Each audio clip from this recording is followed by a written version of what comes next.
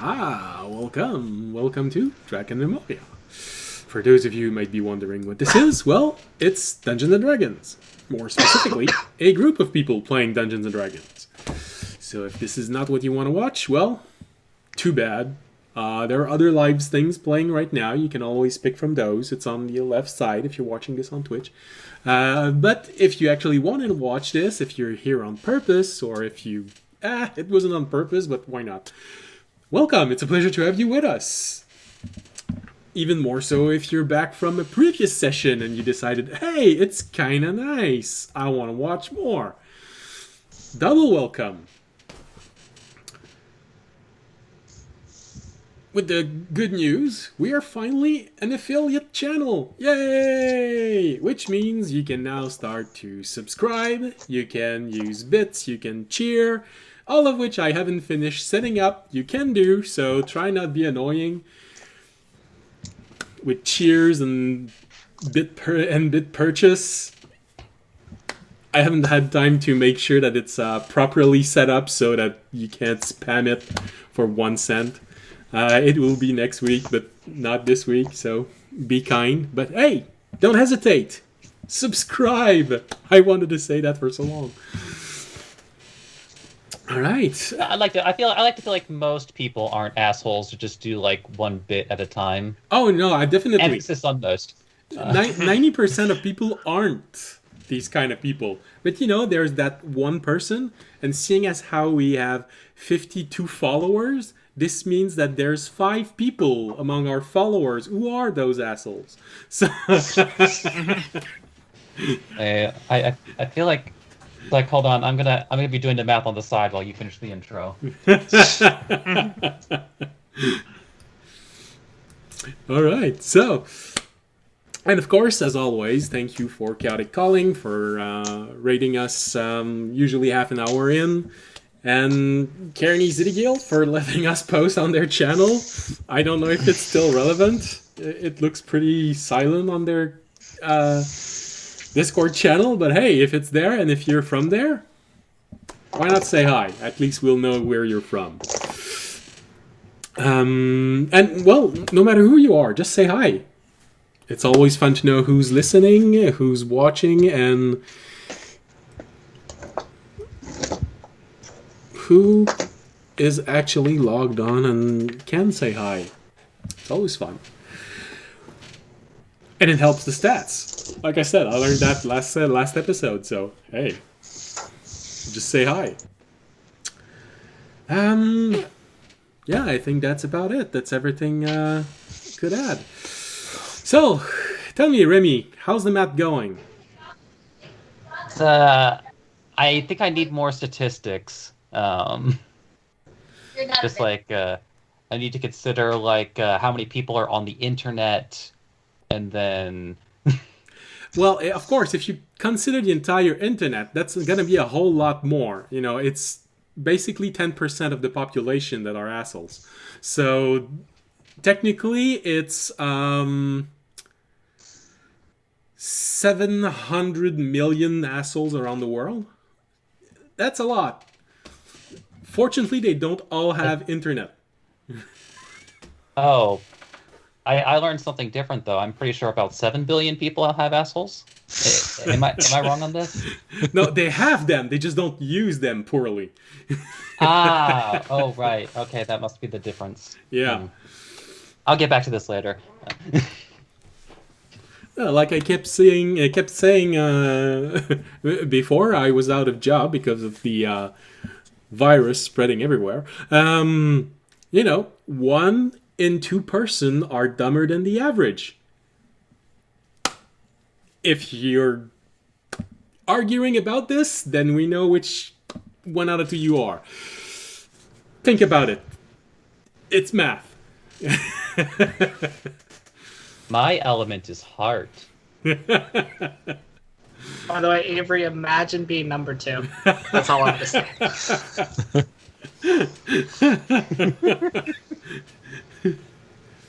Well, there is a priest on the group that would argue that would be in favor of this, but that just means we have to get inside the game. Well played. All right, so let's get inside the game for tonight. All right, so previously, the party has finally entered the mountains where they will get their revenge on the.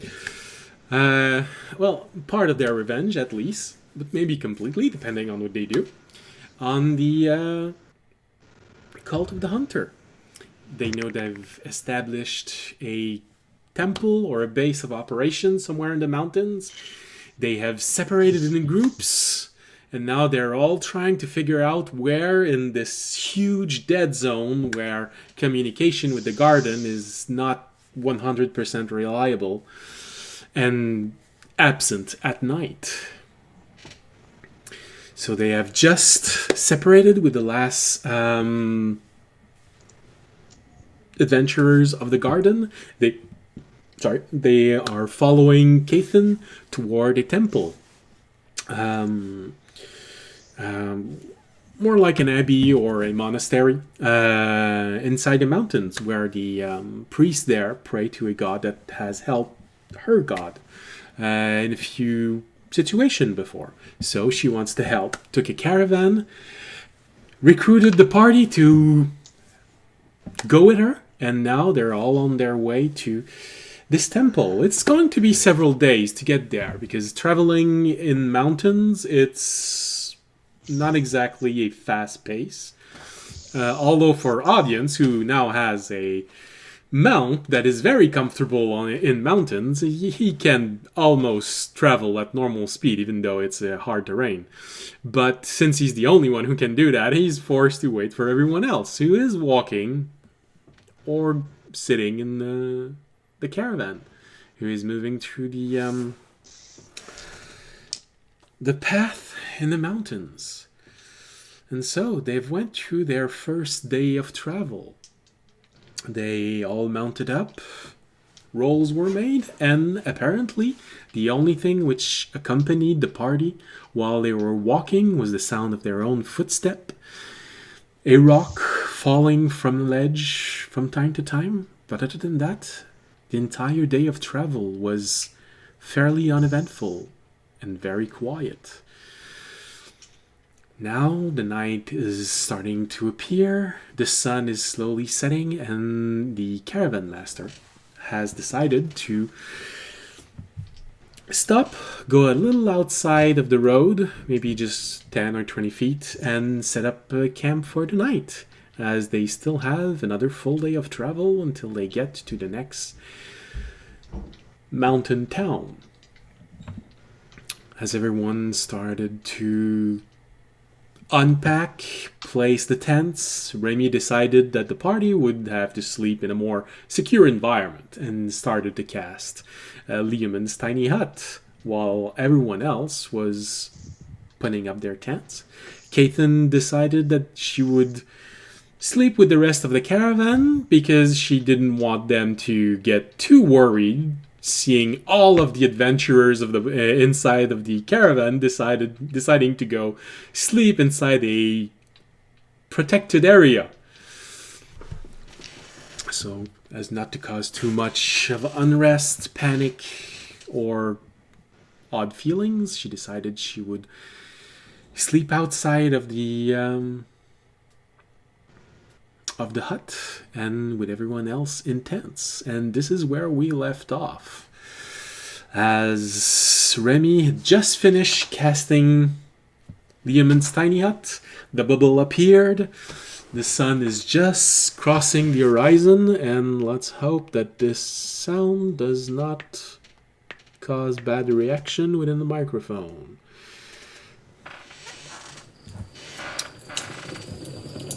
Fire! And crickets! Told you I was gonna have music. Few more.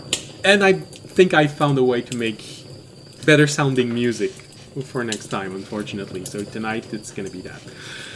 So, the night is slowly falling. Everyone is settling in. The camp. All of these tents are being put up. And apparently something a little bit ominous in the horizon. Is it a real one, or is it one from the cult?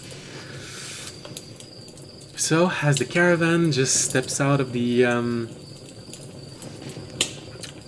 road, lodged between two large boulders, 9 tents are being placed around 2 campfires, one of which is where you all are. You find yourself in the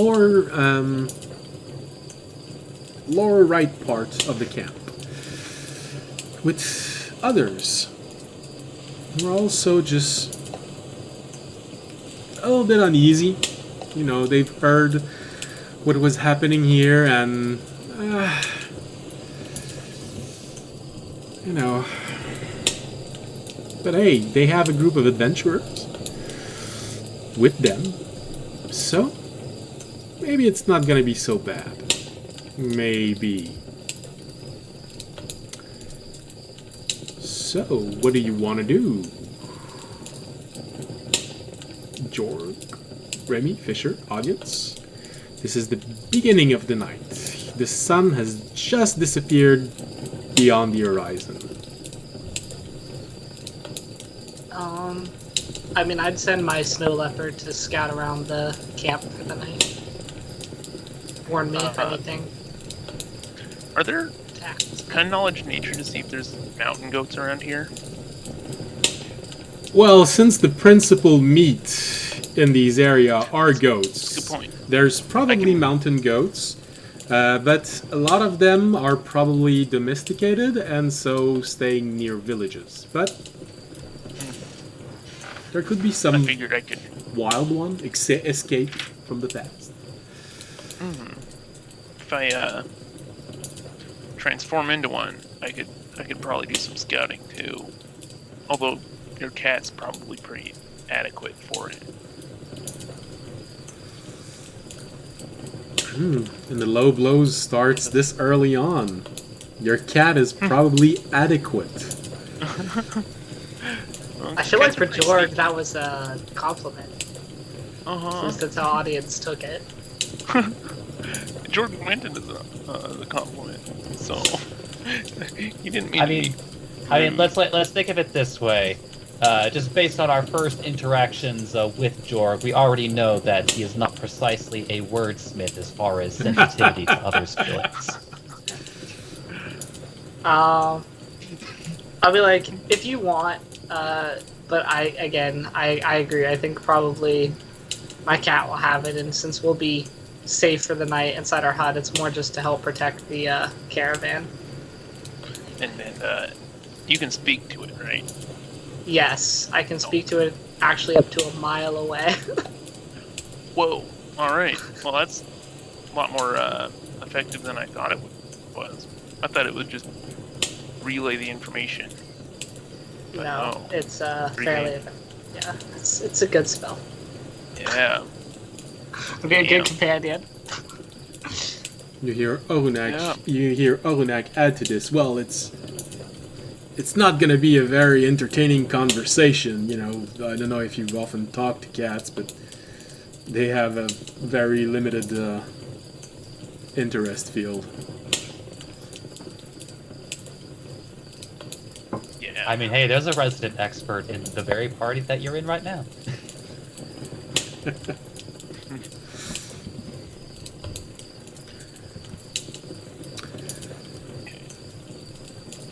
Is there anything you'd like to do as the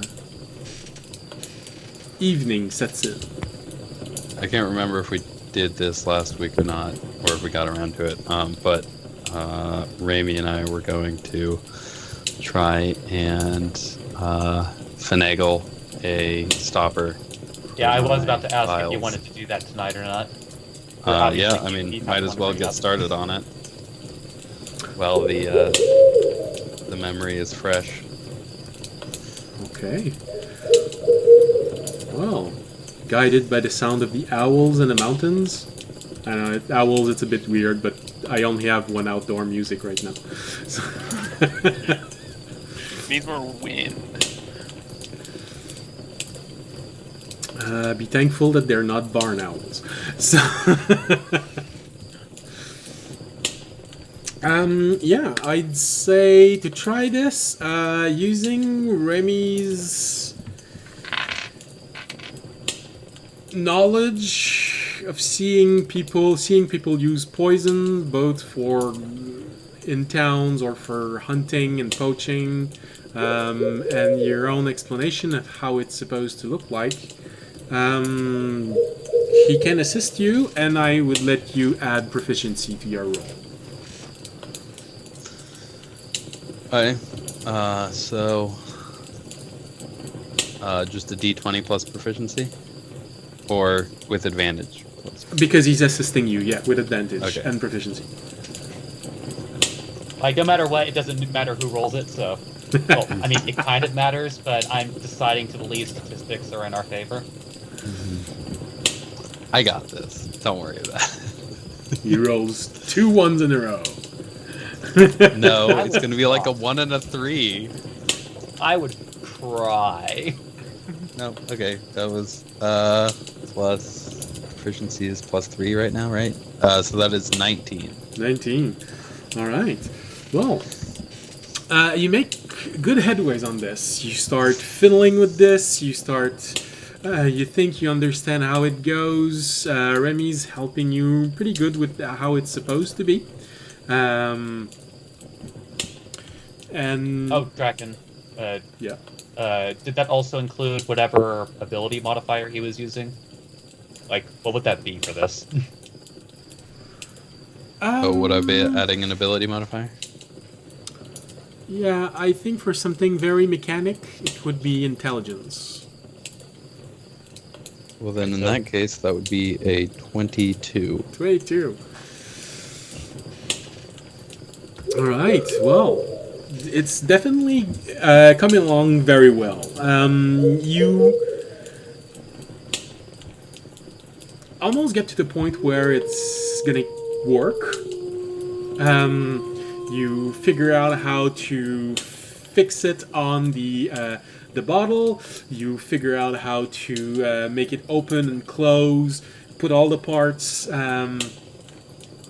relatively well. There's just a little bit missing, but I'd say with the roll like that,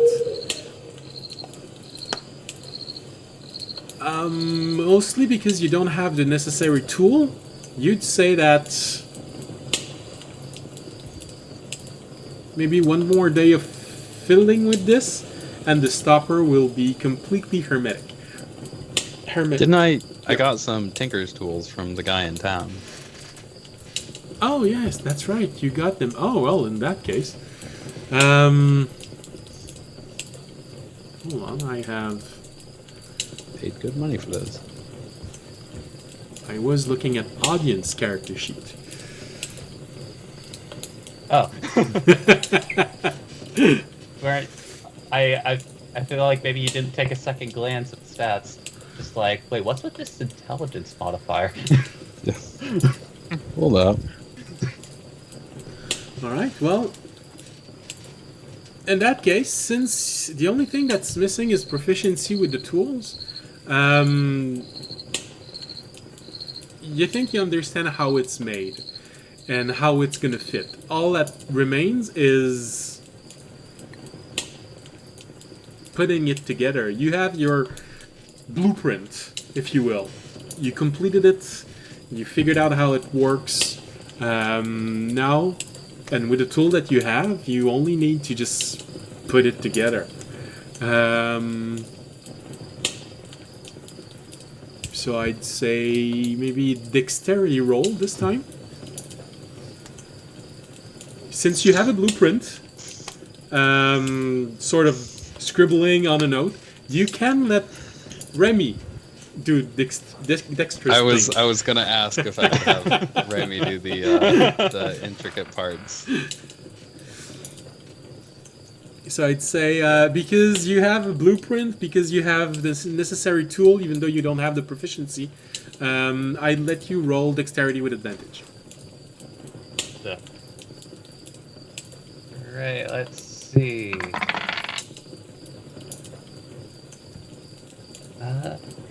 Which one is that one? Okay. So that's an 18 on the die, plus dexterity is 22. 22. All right. Well, looks like in a single night you are going to be able to create this stopper with all the parts and the necessary tools. You both rolled really well on this. Although, just for imagination here, I just want you to imagine just like as you're letting Raimi like build this thing, he's like looking at the blueprint and his hands are almost like working automatically, like without him even looking at them. It's like show off.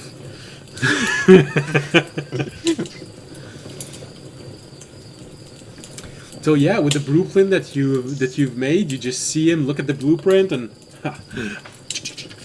start putting it together using a little screwdriver, and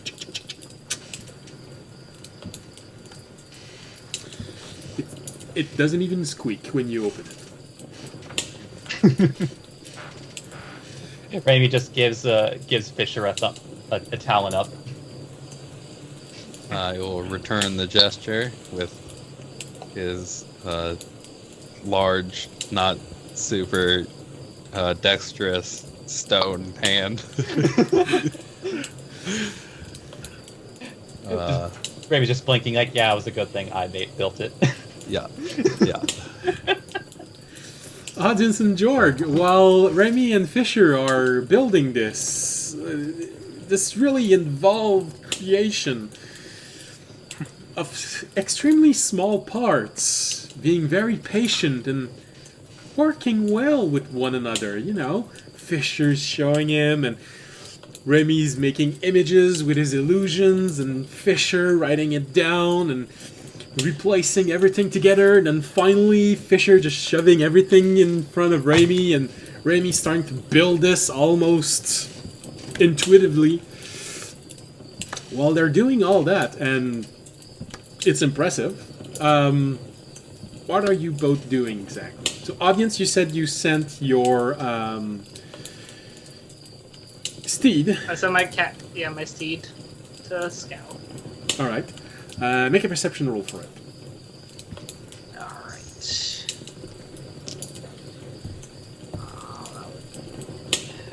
What's his perception again? It's +5. Yeah, +5. I'll just roll add +5 to it. 6! We're starting off with a nat 1 today. Oh. I will at least ask, does this particular cat have any keen senses that give it advantages? Well, Matt has advantage on others, wisdom perception checks that rely on smell. I don't know if... At least roll the other one in case something smelly comes up. I mean, fair, I should roll the other one. Yeah. Or if it... This one is just for smell, though. With smell, it's a 16. So he smells well, he can't see anything. Because you keep talking to him all the while he's doing his patrol, he just can't focus, and he's completely blinded with sound and eyesight, but smell sort of works. Alright. Jorg, as you see audience, apparently being a little bit more quiet than usual, and sometimes also talking out loud, because, you know, even Dragonborn, when they speak with their quiet voice, it's a bit loud.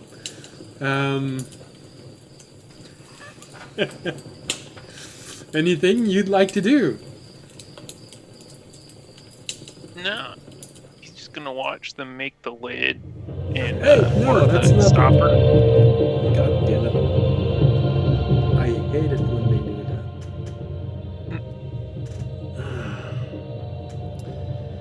I placed it so that it would loop, not go to the next one.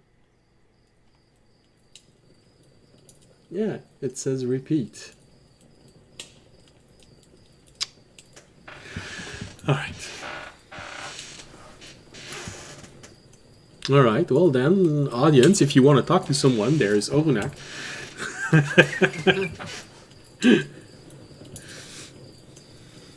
I wouldn't talk to Oglenak that much. Audience doesn't really talk to Oglenak. Oglenak wants to talk to me, he can.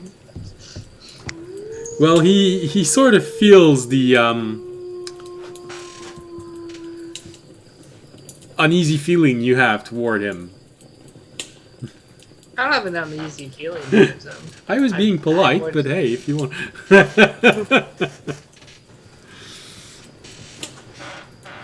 So you just see Orunak there, 5-foot-tall tree, just trying to put his finger in the dirt and looking up for cloud in the skies.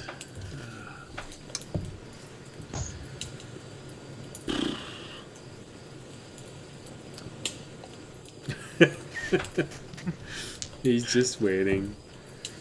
Alright. Okay. Alright, well, the night starts, and slowly you see different caravan members just go back into their tents and prepare for the night. Of course, Remy can't leave the comfort of the hut, otherwise it disappears. But for everyone else, you start seeing everyone going to camp, going to their tent. Eventually, at one point, you see Kathan just come by and just, so, everything's fine for tonight? I think I'm going to bed. Yeah. There's a few watchers around the perimeters. Should be enough.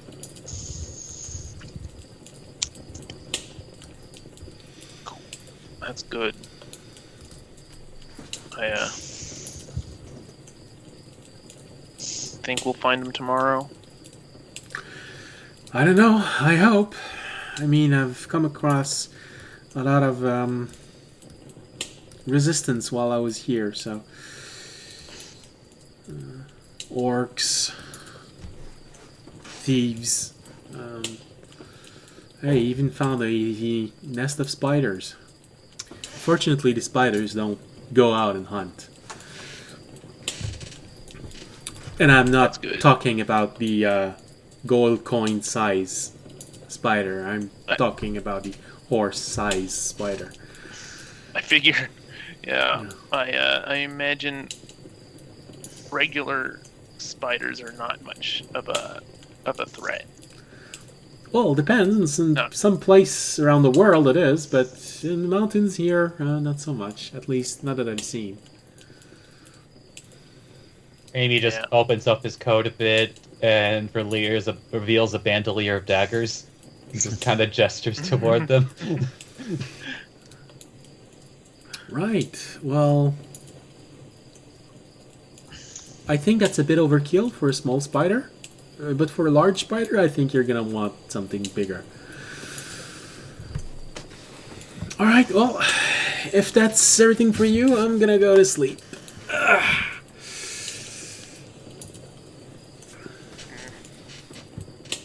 See you all in the morning? Amy makes a rainbow. Right. Unless you travel to another plane of existence, then you shall. You never know. You never Cuts know. back to like some days prior. And the way she said it, you get the feeling that it also happened to her at least once. So you see your trail off and go to a tent on the other side of the camp. One that is near the caravan itself. So, do you all go inside of the hut, or are you leaving someone to be a watcher? From where you are... My cat is the watcher. Your cat is the watcher? Alright. He can't wake you up.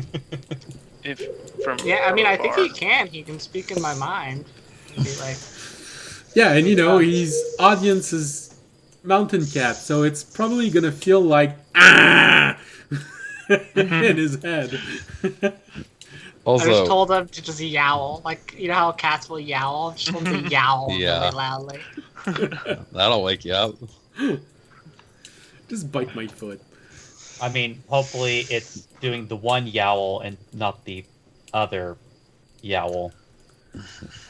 Hmm. Yeah, when they look at you and you see their mouths moving and their mustache moving and their whiskers moving, but there's no sound coming out of it.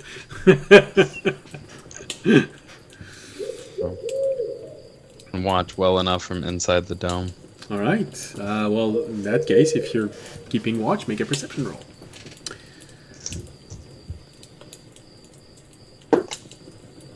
That's cocked. That's a nat 20 Damn! for 22. Damn. You are extremely perceptive on this evening. Just roll this die more often. Like, this one's my new favorite. Yeah.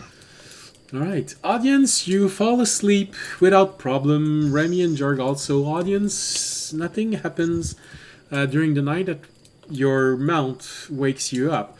However, Fisher, during the night, as you have just finished giving a little bit of water to Terry, you close the box, putting back in your backpack, and just as you're doing that, you catch a shadow moving south of where you are right now. It's moving between the rocks. It's a rather large shadow.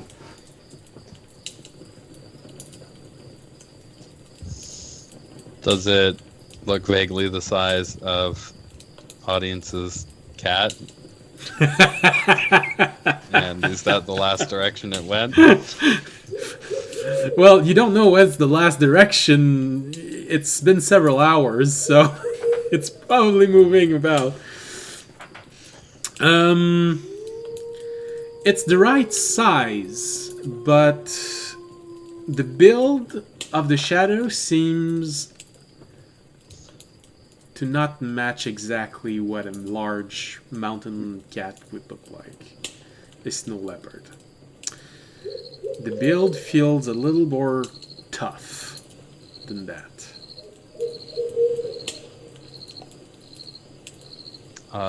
Is there only one? You see only one. Okay. Does it look like it's approaching, or is it just hanging out? From the moment that you see it, you sort of seeing it as it's scouting up the place. Like an animal trying to figure out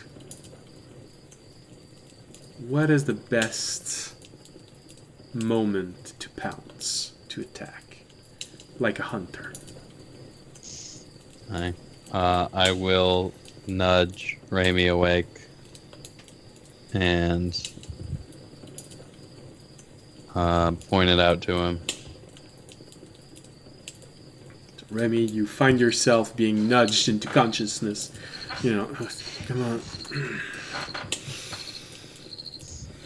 Just rubbing his eyes a bit, like looking up at Fisher.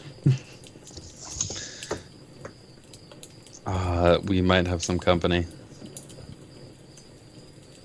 And cocks his head, like sits himself up, grabs his lantern, and like I guess kind of like looking out to where he pointed it. You can make a perception roll with advantage since you know exactly where you're watching and you're using a light. That's going to be... That is 0 or a 9. That's a 9, so that's going to be 28. 28.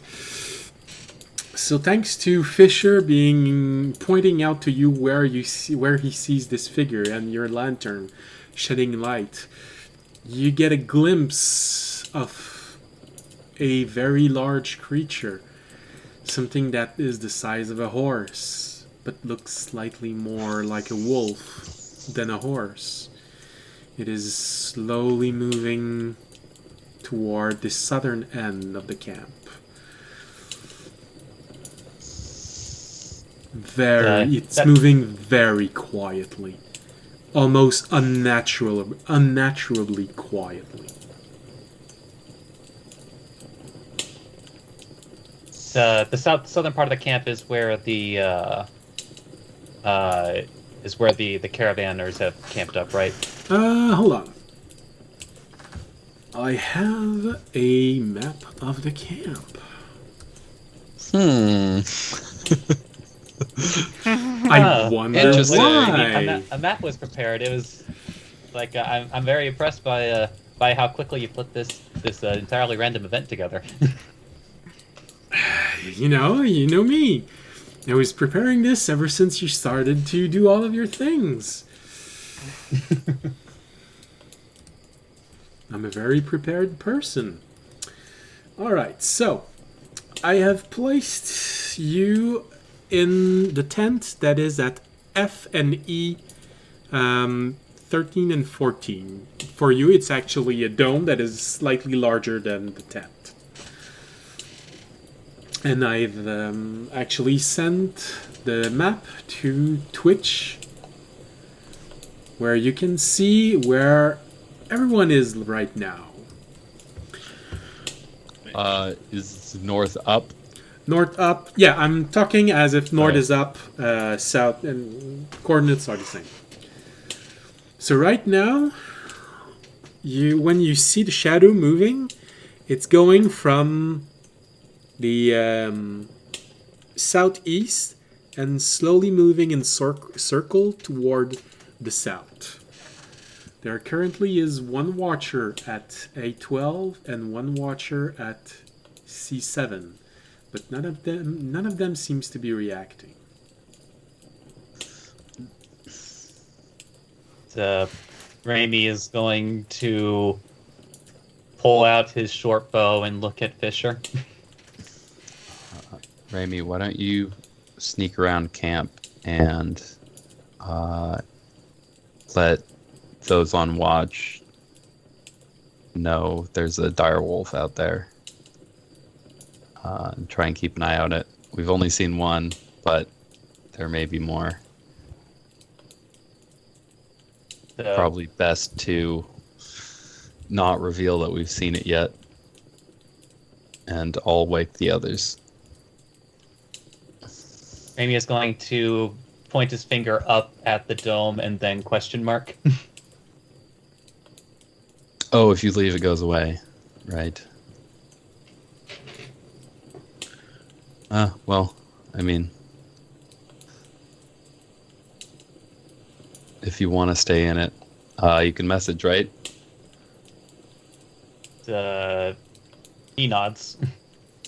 For now. Yeah, I mean, if you'd rather stay in it and fight from inside, but I feel like we're gonna have to spread out a bit more depending on if they've surrounded the whole camp or not.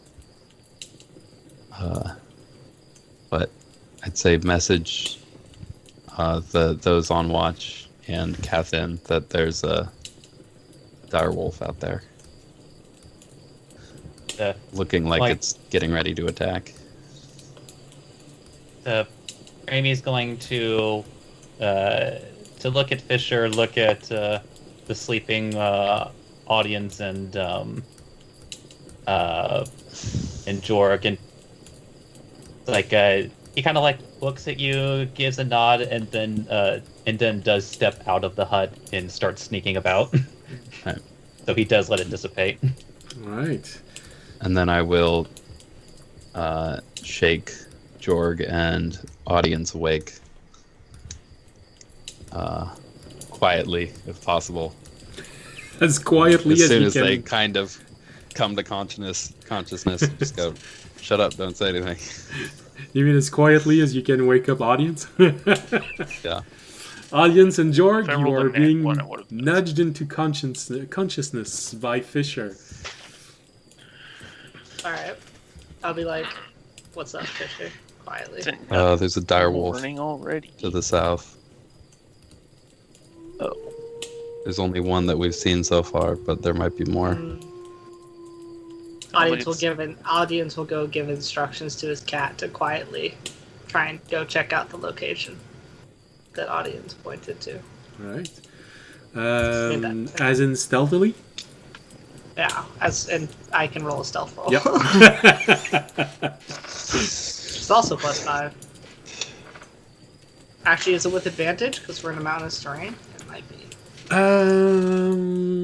I don't remember, but I I don't have What kind know. of cat. thing is this? Snow count. The mount has advantage on dexterity stealth checks made to hide in snowy terrain. Would this be considered mountainous, snowy terrain? You're a bit too low for snowy, but I'd allow it because it's snow or I'd say snow or mountain. So yeah, I'd Okay. allow it. So that's one. Hopefully we won't have to use that one. These dice hate me, apparently, today. Alright, that's better. That's a 18 on stealth. All right. I don't know what you're talking about. I rolled a 27 on my stealth. I'm gone. Well, you have expertise. All right. So, I mean, an 18's not bad. I'm going 18 to is have quite to good. make a token for your mount now. I forgot about that. All right. Well, tonight we're just going to use a very large NPC token for your cat. Right. He receives and answers quietly in your mind. I will investigate. He starts moving. Remy, as you leave the comfort of this dome, are you being stealthily? Oh yeah, that's what the 27 stealth Okay. was for. Then in that case, so where are you going exactly? Up, down, north, south, west, east? He's going to do his, because like at the very least, Raimi is going to assume that the people assigned to like watching have like discussed previously what to do if they did get attacked. So he's going to stealthily make his way to one of the watch persons. Okay. There's one. So, sorry. There's one at A12, one at C7. You get the feeling that the one at C7 sort of is assigned to watch everything that comes from the west, also from the north. The one that is at A13 is assigned to watch south and east. And you know that there are two of them who are making rounds where the carts are.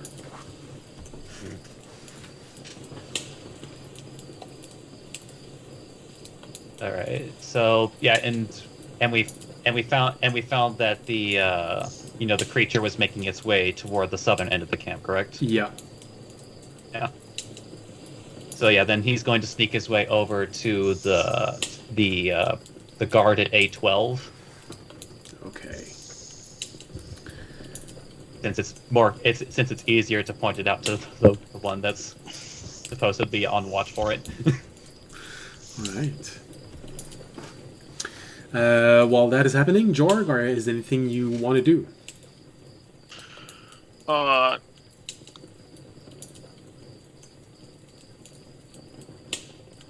There's not much. He'll get ready, but try not to look too ready so he doesn't alert.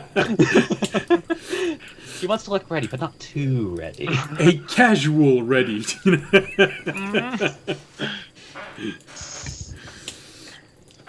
And he's gonna. So the dome's gone, Yeah. yep.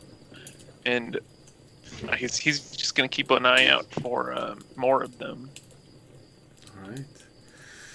Well, in that case, make a perception roll.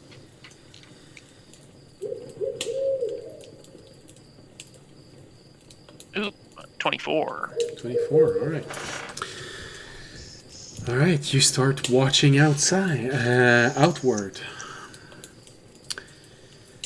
Audience, you listen to your cat. Fisher, is there anything you'd like to do?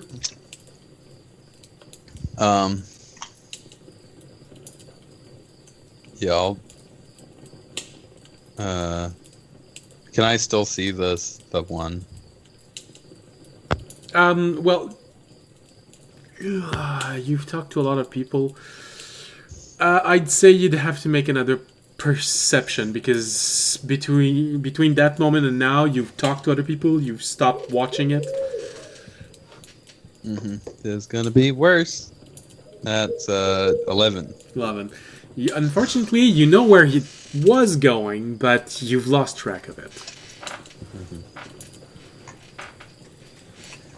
And you've lost track of Remy also.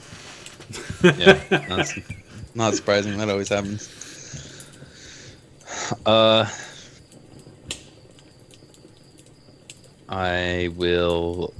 think I'll just move up to these rocks. Just hang out at D14 and keep an eye out on that direction. Alright. In that case, Remy, as you arrive near the Watchman, is there anything you want to do with this Watchman? How do you want to try and signal him to watch in the right direction?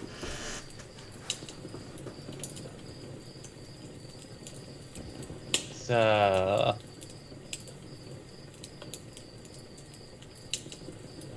Alright, so...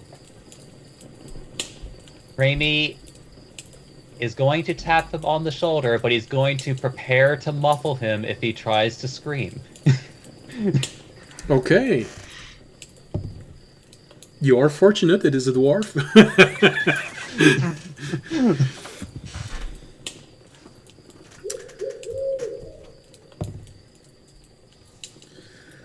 Okay, well, he doesn't scream. He rolled a natural 20 on his perception roll. So surprisingly enough, he is very alert, and because he's not a high-class ranger, but he's still a bit of a ranger, you notice that maybe like a second and a half before you touch him, you see his head just cocked to the side and look at you. Is going to hold a talon to his beak, like, you know, as if like the shush motion, and he's going to is Raimi still aware of the creature, or is that or will that require a new roll for me as well? Let's see. No, I'd say roll, because you stop watching it. You ask a question, you look at the dome, you...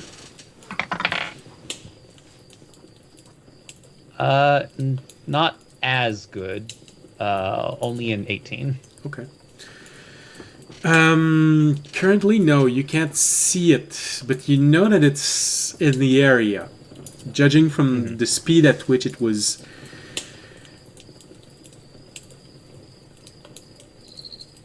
Okay. moving. So Raimi is... It's probably somewhere nearby. Yeah, he continues with that shush motion, and then just a tiny image in his other hand is going to be like effectively like the shadow of this creature that he saw. So you put it in front of your jacket, because a shadow at night is going to be hard to notice.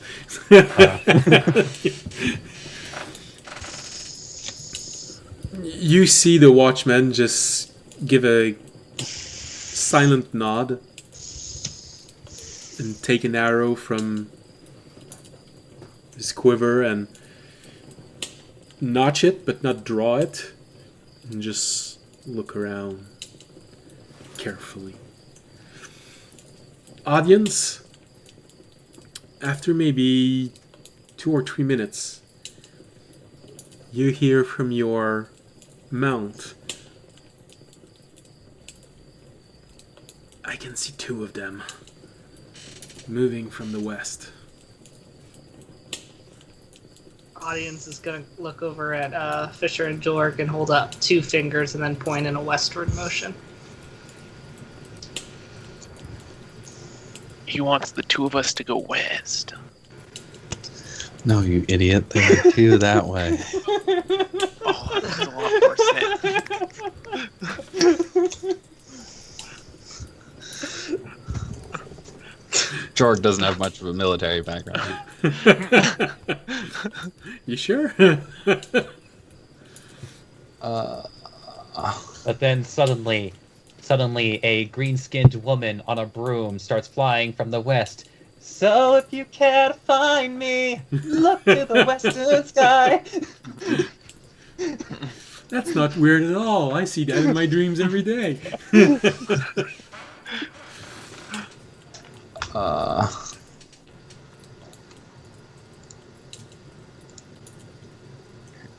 Audience, why don't you go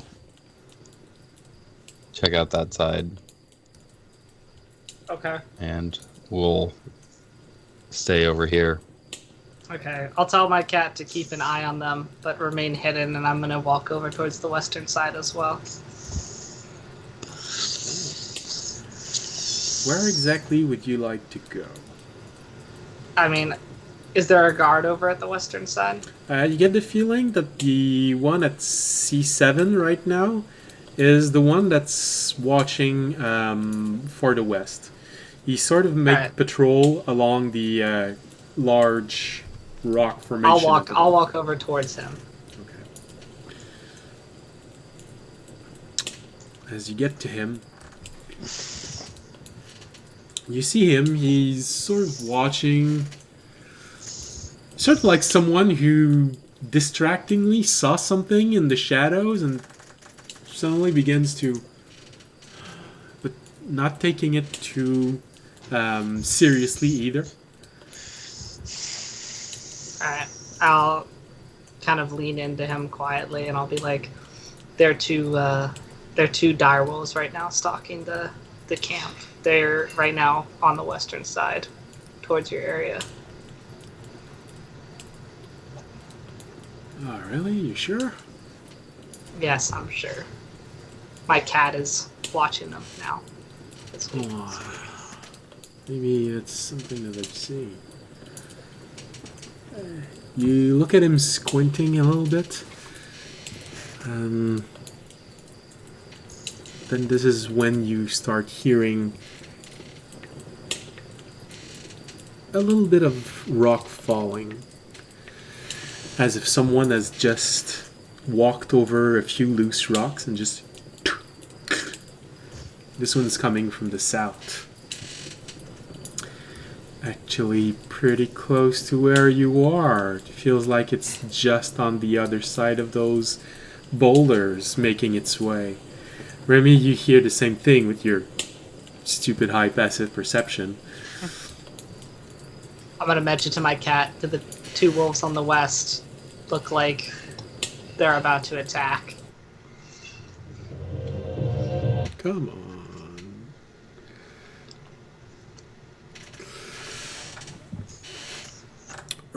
Right. You hear from inside of your this telepathic bond you have.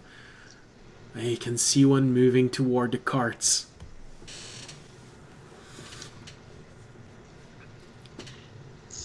Jorg, as you're walking... Audience Yeah, go ahead. is gonna casually draw his weapon. Casually draw his weapon. Casually go into battle mode, it's just... I just want to imagine like just audience at a movie theater. What I'm talking like the yawn, like but instead of like putting his arm around the other, around the girl's shoulder, it's like just drawing his sword from his seat, taking the shield on his back, and then and kind of putting my shield up on my arm, just yeah.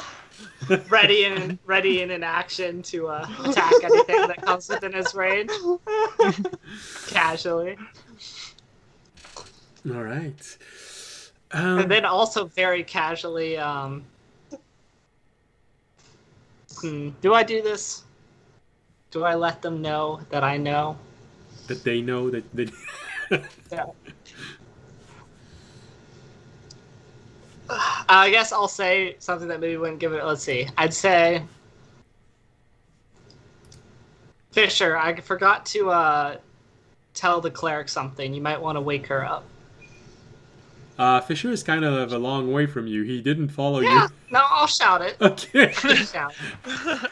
Fisher! They know I'm here. I assume they know I'm here. I'm not a quiet man, and I didn't roll stealth. That's not really my question. Fisher, go get the priest. I forgot to tell her something. Did Raimi, did you not go wake her up after talking to the guards or the guys on watch? I mean, I haven't been asked to do anything since I've gone over to the dwarf. So Okay. so either this all happened around the same time it took for me to get there, or Yeah, it's about all happening at the same time, roughly. okay, yeah. I'd Fair. say from the moment that you started hearing this and that you dropped the dome, no more than 2 or 3 minutes have passed. Do I know where Catherine is sleeping? She said she was sleeping near the carts, so most likely the tent at L and K 3 and 4. Alright. Then I will take one last glance out my side to see if I can see any there. Make a To perception roll. the east. And seeing nothing with a 7, I'm going to head over there. You look in that direction. Looks safe. You Dark. start moving off. George is gonna stick close to him, so he's not alone. Okay, so Wait, you no, Jorg, stay here. Wait, I'm going through the middle of the camp. yeah, but then I'm gonna be all alone. Oh, I guess. Oh, there's Ogunak with you. Yeah, you got this. All Be the right, sacrifice. all right. Be the one you Ogunak, should be. you hold my back if something weird happens. I got your back. I'll be back in a second. All right. So as you start moving off, Jorg, you just say to Orunak, "You got my back, right?" He looks at you and says, "Well, then heads up." And you turn around just in time to see this large creature jumping out of the shadow and actually attacking you directly. Gee. I told you needed to be the sacrifice. All right. Be the bait. Then everyone roll for initiative. Initiative. Ooh, non-natural 20. Good thing I took that blind sense, because I probably can't really see anything. Since There are 2 campfires right now. So around the campfires, it's fairly well lit, but on the periphery of the battle map, no, it's not well lit. Oh my god. Just, alright. I guess I'm going, we'll just say I'm going last in initiative order. Really? Sure about that? I mean, I rolled a 1. I also rolled a 1. Then I'm going Nice. before All you. right. So Fisher, your initiative is 1. Oh, Raimi's right. That's cool. 1 period. Yeah, Okay. Well, then, Mine's 1 plus 3 for initiative. I am not quick. so audience is 4. Jorg, George got a non-natural 20. 20 total. Remy, And Raimi got a 15. oh no. Luckily, audience had already prepared an action. Seems Oh, like Nag doesn't have a good dexterity, so you know he's not as bad as Fisher, but he's not as good as audience in his initiative. But him warning me, definitely helped in Well, that's why his initiative is not good, because he's sort of, then watch out. Yeah. We're about to be eaten. Okay. Well, in that case, it looks like Fisher has a really bad dexterity, so apparently the monsters go first. wow. And the camp guards. Well, the camp guards go before audience, but barely. So not gonna go well. Man, all the time we had to prepare for this, and Yeah, that's how still it not goes. quite there. All right. In that case, here we go. So, Well, the main difference is that they don't all get to take a turn before we even get to. Oh, Like, I should take roll two for my. I turns. should technically roll for my cat too, I guess, because it's technically a different initiative. does it say that it has a different initiative in the spell? I don't. I assume it does because it's a separate and it's not with me. Do you want to answer or? I would. I mean, I can check. So like they It's for this particular complicated. creature, it's its own initiative. But if you ever mount it, then its initiative becomes your initiative. Okay, so it does have its own initiative right now. Yes. So that's also +3. So my cat rolls. Probably the best way to roll that. My cat rolls an 18 for its initiative. 18. So, now you have to add for the cat. Alright. So, monsters got 20s for their initiative. So technically it's same time as Fisher, but they all have better dexterity than Fisher, so they all go first. Alright. Clockwise, you see one of the wolves. You mean Jorg? Sorry? Yeah, Jorg, sorry. Jorg has the 20. I have one. Yeah, no, sorry. It's the opposite, you know. So, the one at J and I jumps toward the tent, starts tearing up the tent, going inside. You hear someone screaming inside. Ah!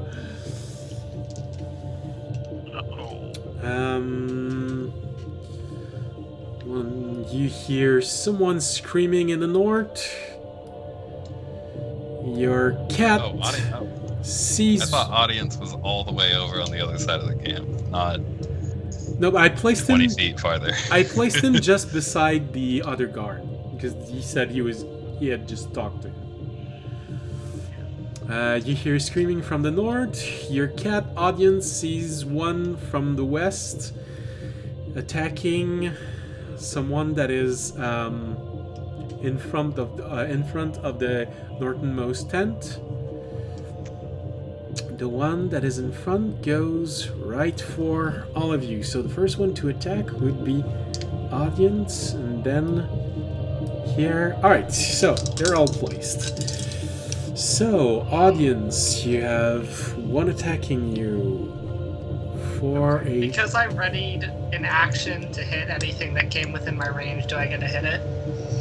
Yes. It came charging toward you.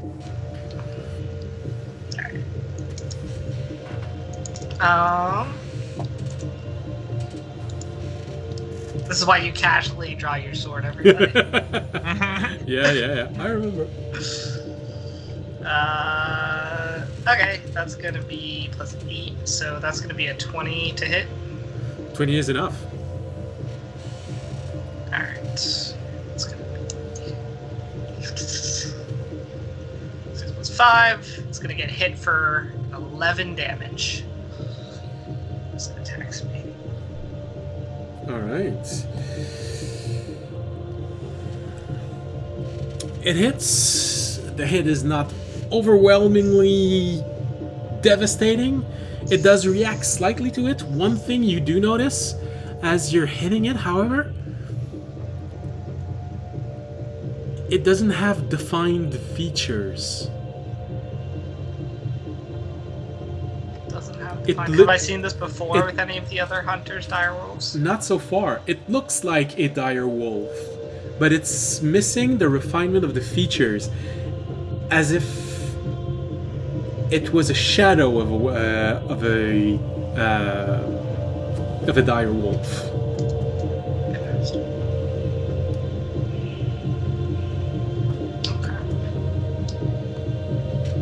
Alright, it's trying to hit you. I already rolled for that, sorry.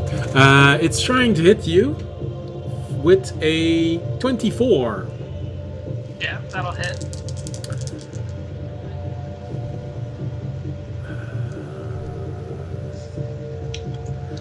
For 11 points of piercing damage. And you must make a strength saving throw, because it's trying to push you prone, as all good wolves do. Oh my god. I'm about to get rid of these dice. Stop rolling. That's 5. 5! Throw them away. That's Throw my them third. away.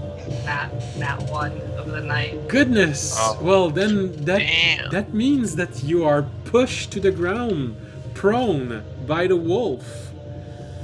Yeah. You managed to injure it as it was coming, but it just slammed into you and... Hopefully my guard friend will help me out. Or attack it, one of the two. Alright. The other one decides to go for Remy with another 24. And Wait, which one is this one? the one that is right in front of you at there is a... Here we go. The map is gonna get updated. I moved them and I forgot to update the map. Yeah, because I've been watching it, so it's just like, hey, wait a minute.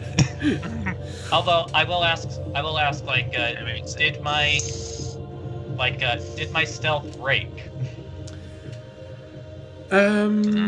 How high was your roll already? It was 27, and the only reason why the dwarf even saw me because they rolled nat 20. So I don't know if my stealth broke. Okay. No, in that case, it wouldn't have broken. Meaning that it's attacking your friend right beside you, which you might regret making me notice, because it just rolled a critical hit on your friend. Weren't they also holding an action, or did they just have the arrow cocked? Did they see? Because he did say that they put an arrow in their bow. It wasn't enough. They didn't see the stealthed animal attacking. Oh, okay. So for him, you notice that you're stealthed, and you see this creature just jump off, but you notice that your friend didn't see it coming, and he tries to react, but fortunately doesn't get to react fast enough, and he gets slammed in and clawed by this large dire wolf. He also falls prone to the ground as he's just getting mauled by this wolf. Then the next one would be Jorg. You get attacked. Woo! Apparently, Orunak's warning paid off, because it tries to hit you with a 7. Damn! Nice. Thanks, Oglenak. So you manage to, oh shit, dodge, right? Just as it's pouncing and attacking. Alright. So this one is attacking an NPC, this one is attacking an NPC, and this one is attacking an NPC. And this is not going well for the defenders. Alright. Next one in the initiative is Jorg. Alright. Jorg is going to Shillelagh and then smack that wolf back. Alright. That always think of an exotic dance whenever someone says shillelagh. I Yeah. don't know why. Does a 14 hit? It is exactly what you need. Ooh. Sweet. For a total of 12 damage. Alright. Max damage right there.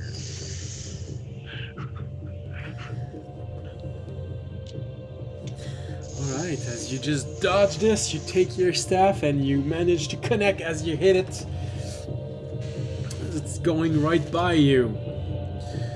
Alright. It connects, it hits. You get a reaction, but you get the feeling that its constitution is higher than most of the monsters you've seen so far.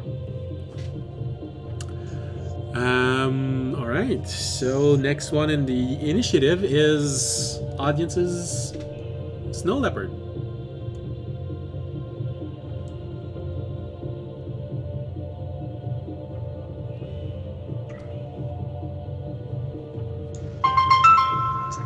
Audience. My phone's ringing, which is awkward. Oh. Sorry. I was muting because my phone was ringing. Okay. The volume button, it should just mute it. That's what I do. It doesn't work with the music right now. Yeah. No. Alright. I haven't had my Audiences- ringer on in 3 years. Audience's cat will. Where is he? He's up here. Yeah, I guess I'll go try and help out the guy at the tent. So he'll. okay, just move down diagonally once. Yeah. Diagonally behind. And then he will. He can bite or you can pounce. It's actually 20 feet. Yeah, it's not 20 feet, so you can't pounce on it. Well,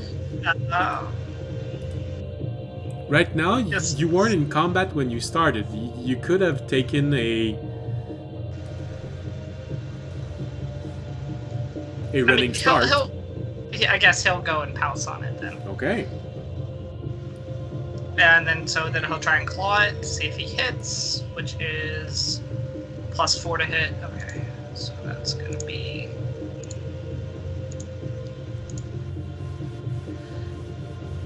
16. So he does hit it, and he's Yes. gonna hit for 1d6 +3.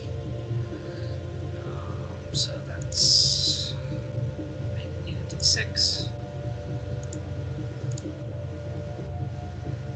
9 damage. He's gonna hit for max damage. Then he's gonna try and knock it prone Alright. with a DC 13 strength saving throw.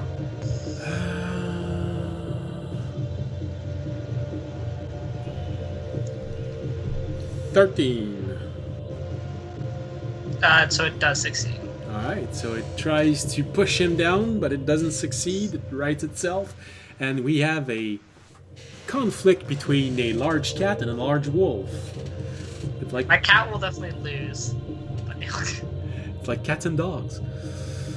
cat's definitely gonna lose. It's gonna do its best. Alright. Anything else your cat would like to do? I don't think it can do anything else Okay. because it can only use a bite as a bonus action if it knocks it prone. Well, technically, it still has 30 feet of movement. That's what I mean. You know what? Yes, it's gonna try and spend the other 30 feet to get over to me. It was a drive-by on that wolf. It wants to bring the wolf closer, Alright. pounce, and then it's gonna try and come over to me. So it's 5, 10. It can actually, I think, almost get all the way over to me.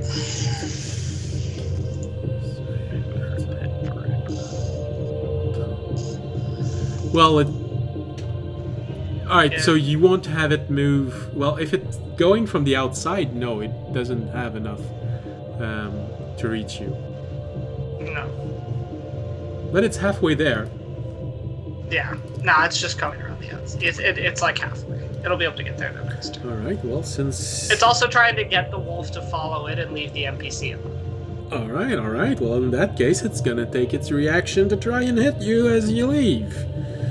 Alright. With a 20 to hit. Yeah, that'll hit. Unnatural 20. Don't worry. Yeah. It's not gonna die on the first round of battle. For a total of 7 points of piercing damage. My cat's at 19.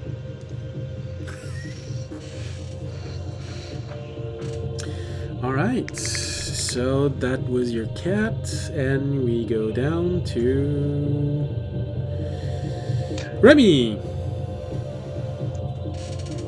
Alright, yeah, Remy is seeing this large Dire dog wolf thing. mauling a dwarf.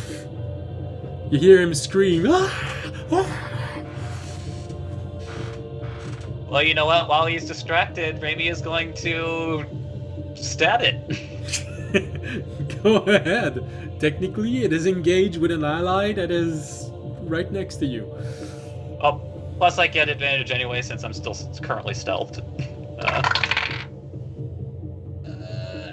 That's going to be... Oh, it's confused for a second. That's going to be an 18 to hit. That is enough. Alright, now I get to roll all these dice at once.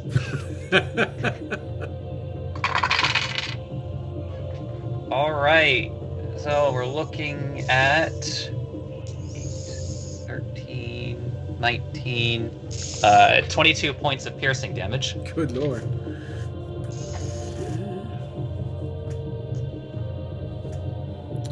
Just gives him a hearty stab Yeah. in the back.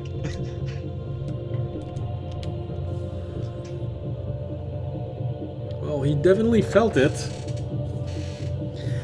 You too, as you strike this creature, you do notice that its form are a bit undefined. Alright, Rainy, as he's just pulling the dagger out, pointing it towards this dire wolf figure, and says in audience's voice, "Come face me, you coward."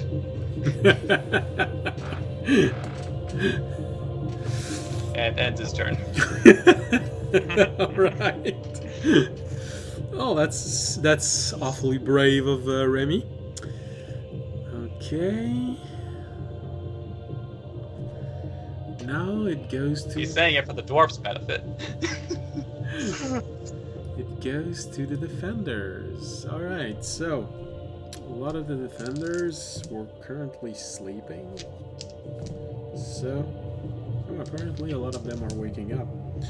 Well, obviously one wakes up because he's being mauled right now.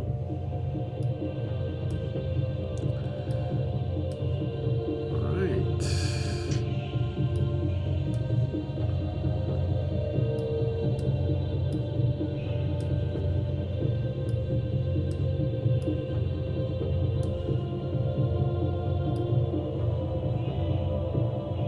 Actually, he's gonna go help his friend here. Alright. That's atrocious. A 1 and a 2. Okay. Alright, that was the defenders. Yep. Okay. That was the defenders. That means we go down to audience.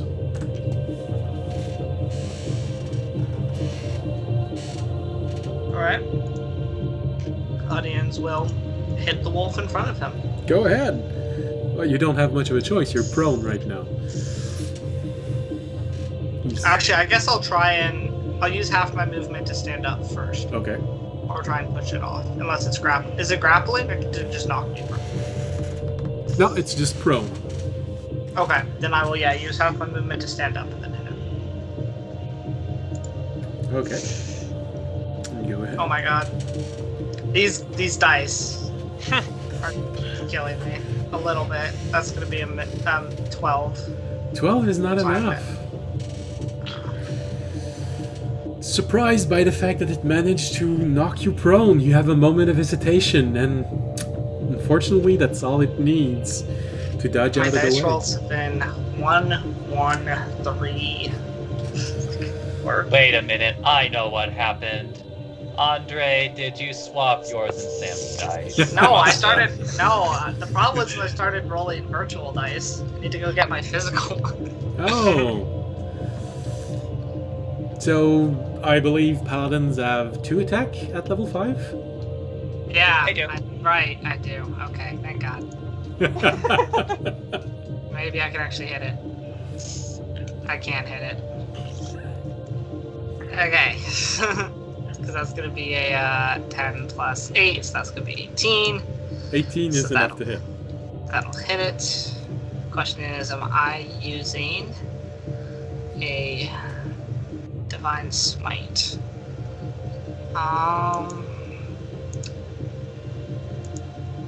Yeah, I'll use a Divine Smite. I'll use a level 1 Divine Smite. Okay.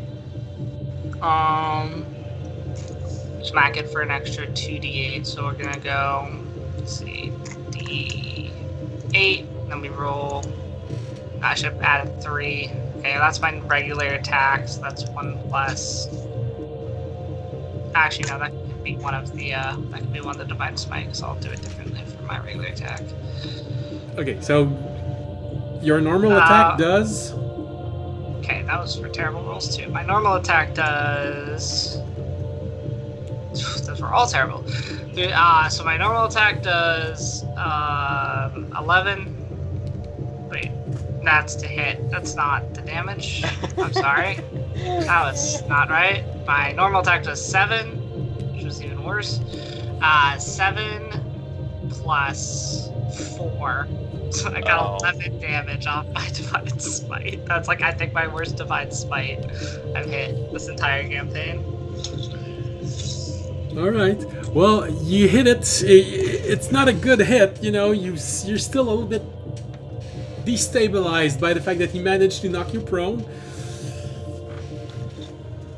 You strike, you invoke your god, and as you hit, you do notice that the radiant energy of your smite seems to take hold deeper within this shadow of a wolf. And it does scream from the pain a little bit. So does that give me the sense that it's undead? No, but it does give you the sense that it is vulnerable to radiant damage. Okay. Well, it wouldn't matter if it undead, because then I could switch to my mace. Smack it. But... Also, you get an extra d8 if you hit an undead. Yeah, that is true. So I guess that would let me know. But I didn't get an extra d8, so I just know it's... It's vulnerable to radiant damage. I will shout out, because I haven't used my voice this turn as my bonus action. To anyone who has the ability, the wolves are weak to radiant damage. If Catherine's awake, she might care about that. She might have some radiant damage. Jorga's Sacred Flame. Yeah, Jorga's Sacred Flame. Alright, well, whoever is... I mean, I'm quite loud, so probably pretty much the entire camp hears me. Yeah, when a Dragonborn shouts, usually it's something everyone hears. So I'm gonna just say most of you guys now know it's weak to radiant damage. Alright. Well, in that case, the next one on the initiative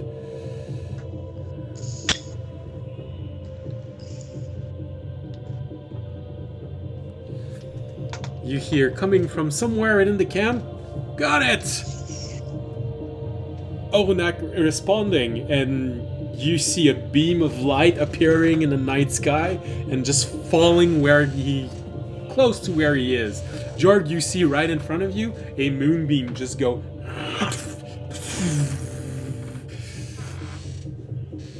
Unfortunately, it only takes damage on the enemy's turn, so.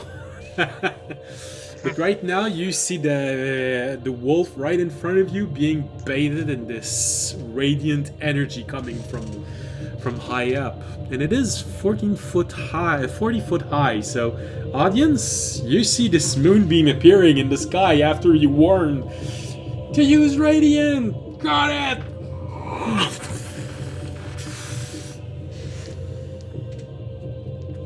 Moonbeam is one of those spells I always feel like that should just do more than it does.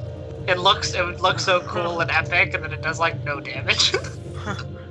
It does some damage. Does some damage. Yeah. All right. Really, it's the shapeshifty thing. Yeah. Yeah. It's yeah. Compared to what I do, that's quite a bit of damage. All right. So he does that. They're going to take damage on their turn, which means it is finally Fisher's turn. Hey, You hear it. It's vulnerable to radiance. Got it.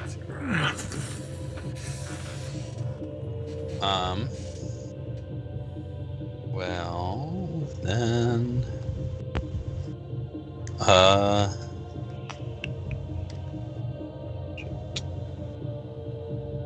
I will move down. If I go down 1, could I hit the thing from there? Or is the tent kind of in the way? The tent is a bit in the way. I'd say it would get half cover if you tried this.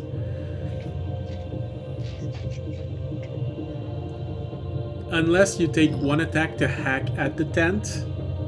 Tent aren't notoriously strong. Then you'd get one hit at no disadvantage.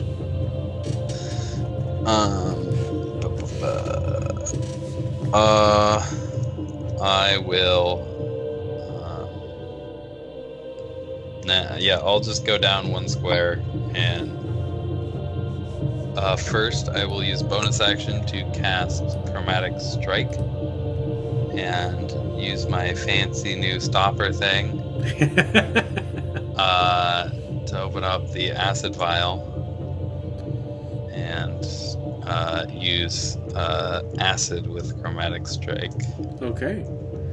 So you open the vial, pull your sword across the fume of the vial, close it, and you start seeing your blade take on a different color, matching the liquid inside the stopper.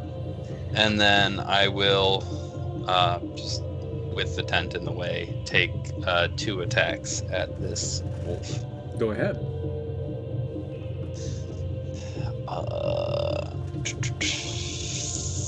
First one is a cocked. I need to move.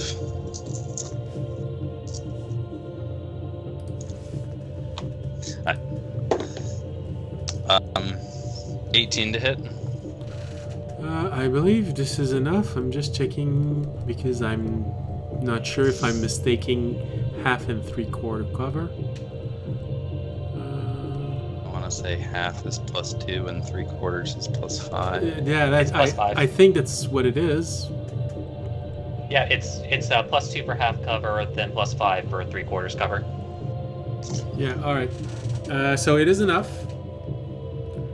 All right. So that will be 6 plus the d4. Ooh, noise. 15 slashing damage and 1 acid damage. And then it is first of all, does it have a keen sense of smell?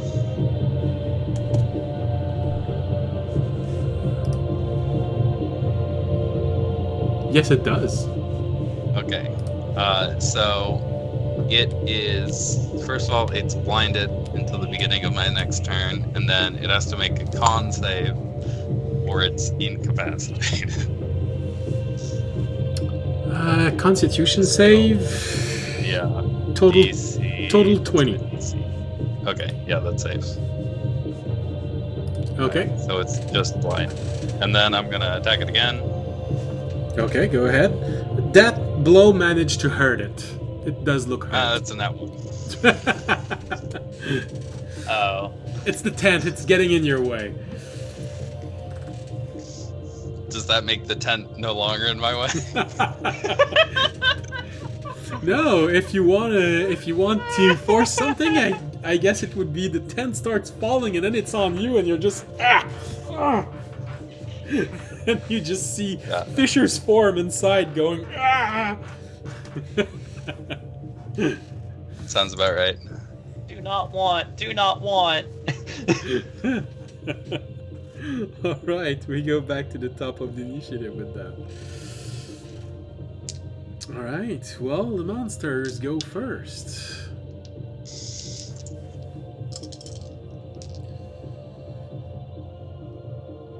Alright, so let's resolve movement. So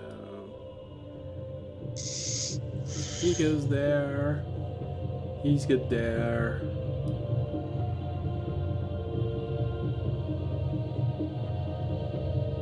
He goes there. Alright. So this is what we have. Alright, so this is the one following audience's cat. Tries to attack it with the 7. No, it's not enough. Then tries an attack. Who is it gonna attack? It's not gonna attack audience. It's gonna attack the other one. No, actually, audience really managed to hurt it with its radiant attack, so it's going to attack you. For a total of 20. No. 18 to hit. That will hit. 18 is enough. That change matters. I will now get hit. Oh! Damn. Okay. Well. That change of fighting style. Yeah. Yeah, but it does allow you to fight with no visibility problem because you're far away from a source of light. Yeah.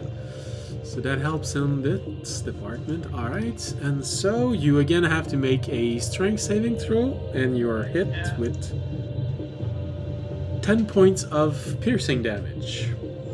Jesus, that's an 8. I'm not sure again, I assume. So you are... These dice suck.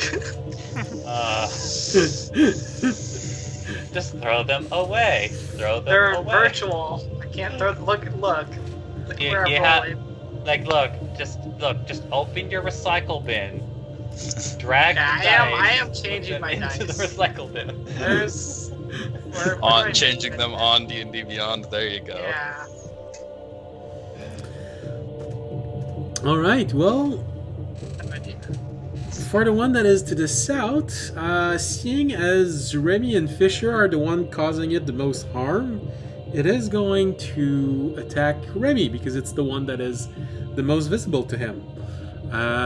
With a 22 to attack. That will be a hit. Alright, so you make a dexterity saving throw. Strength saving throw, sorry.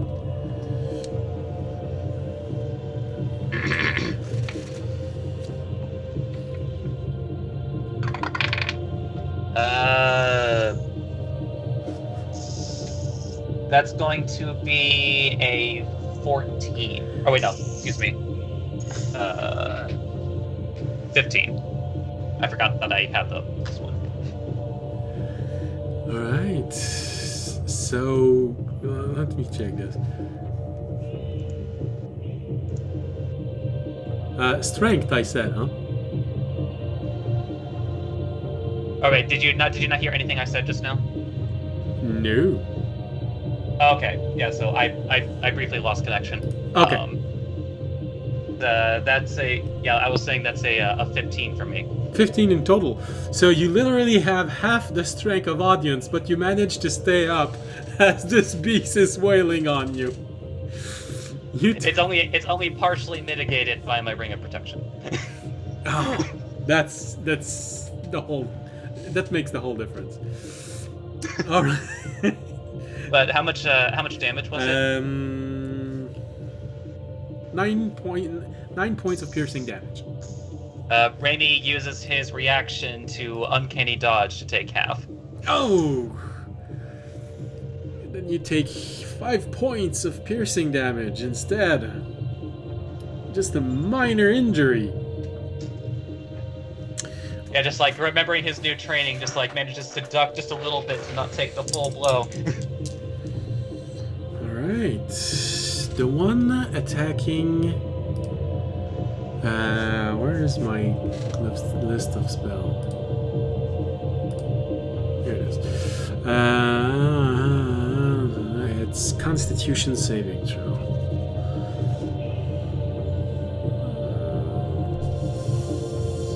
Right, so it succeeds its Constitution saving throw. So the wolf right in front of you, Jorg, takes damage from the moonbeam of Orunak.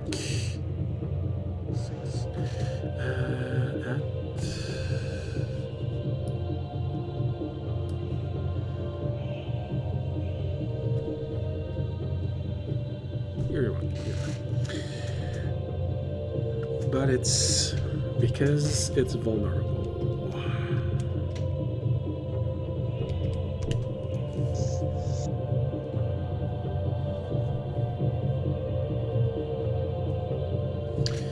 Alright, so it takes damage from that. And it's going to... Huh. That's an odd... Okay. So it's going to try and attack Orunak, but unfortunately for the creature, it rolled a natural 1, so...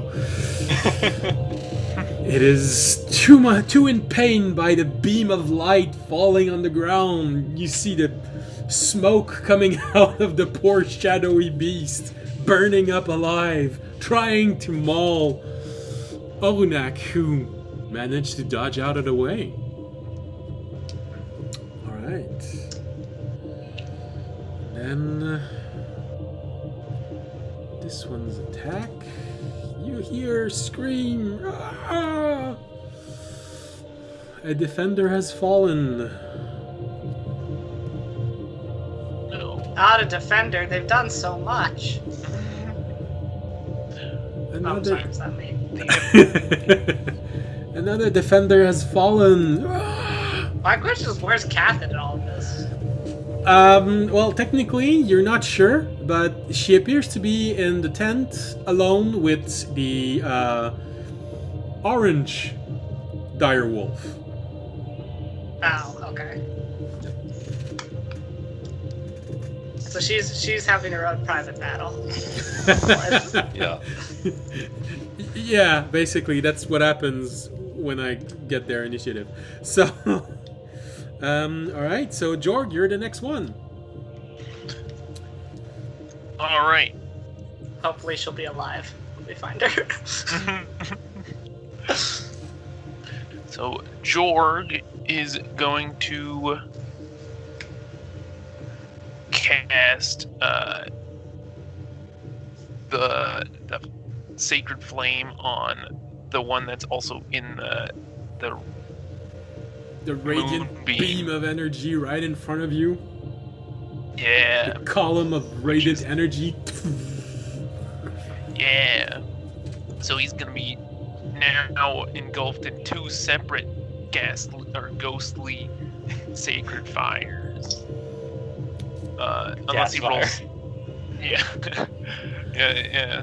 Cast fire. Unless he rolls a 15, then he's okay. It is a dexterity save. Yep. Rolls a 14. Whoa. Cool. So then he takes 2d8 radiant damage, which is a 12 total. Alright. And then, as bonus action, he's going to summon a unicorn. 1, 2, 3, 4,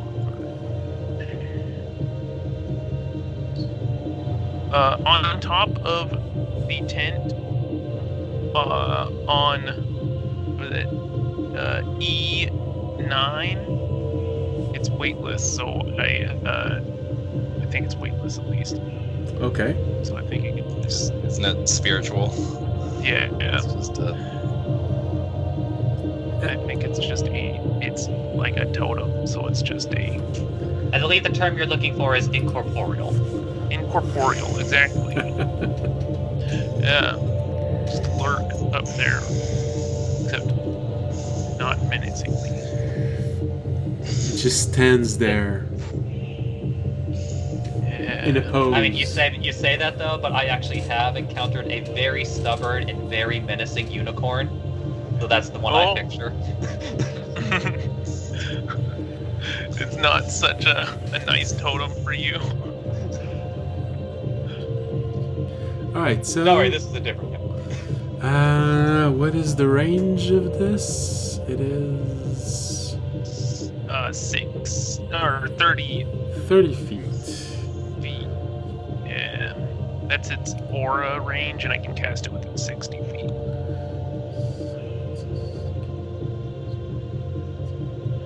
Alright, so... It engulfs all but the furthest of NPC to the north. Alright. And... It gives... Yeah, it doesn't get the group of 4 by that campfire up north either. Yeah, but yeah, that's so there's one near the cart to the north. There's the furthest tent, and there's the person at J and I 3 that doesn't, and the person that's in the tent still sleeping. Hey, some people have heavy sleep, you know. Yeah. That's what happened when you roll dice to see if people awake. Right, and you and your allies gain advantage on all ability check made to detect creature in the spirit's aura. Alright, that's good to know. So that was Jorg. Anything else? Nope. Alright.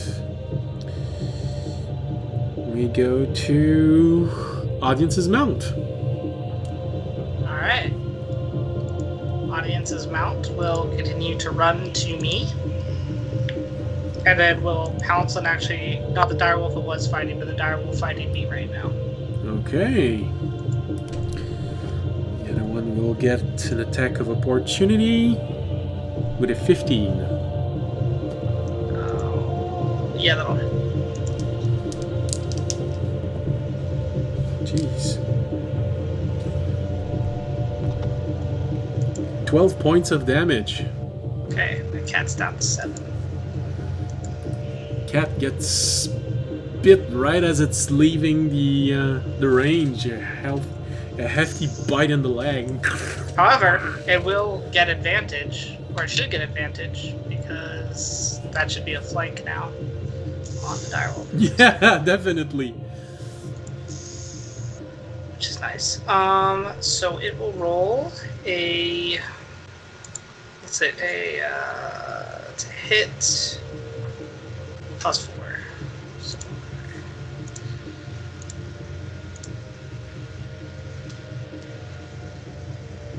nope. And roll again for advantage. Still no. So it won't do anything. What did you roll? 5 and an 8. These dice really, switchy dice didn't work. So you have a few moments before it's your turn again. Go get your old dice. Your party's gonna die because you changed dice.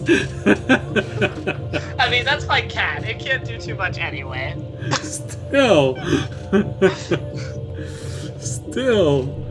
Alright. So the monster went. Cat went. You go down to Remy. Alright, just like, there's a little injured, but as he makes the, as he kind of dodges partly out of the way, as a bonus action, he calmly takes a deep breath as he gives himself advantage on his next attack. with steady aim and tries to go for a stab. Should have it anyway, unless this thing is blind sight. You have advantage anyway. There's 3 creature attacking it. I mean, honestly, again, it's like I'm not Not gonna argue. I'm not taking chances in case of like any other environmental circumstances. Fair enough. But, so that'll be a 21 to hit. That is enough.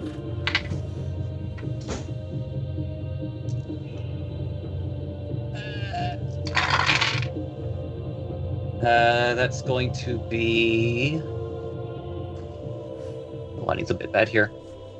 Okay, so 1, 5, 11, 16, 19 piercing.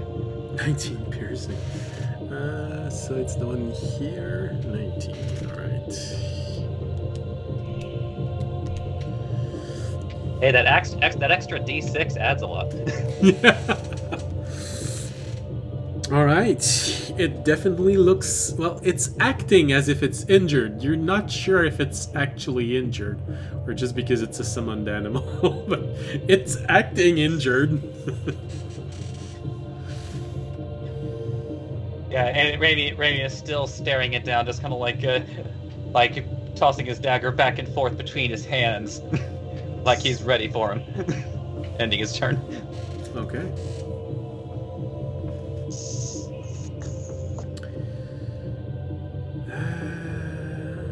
That's Remy. All right, we go down to the defenders. Audience would be able to see this. All right, the defenders are trying their best. Right now, this one is completely inside of a tent, and this one will try and go to get help.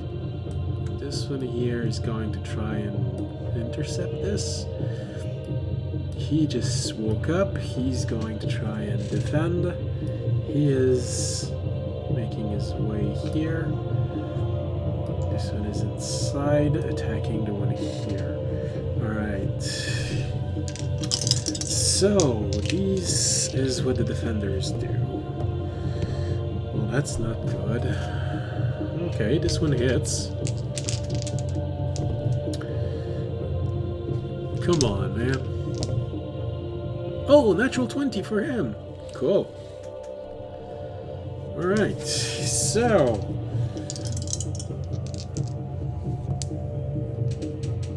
the NPC is attacking...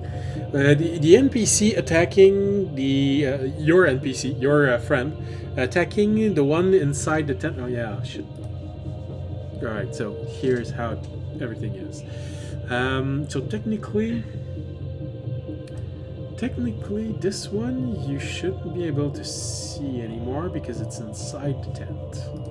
So this is how it looks like for you.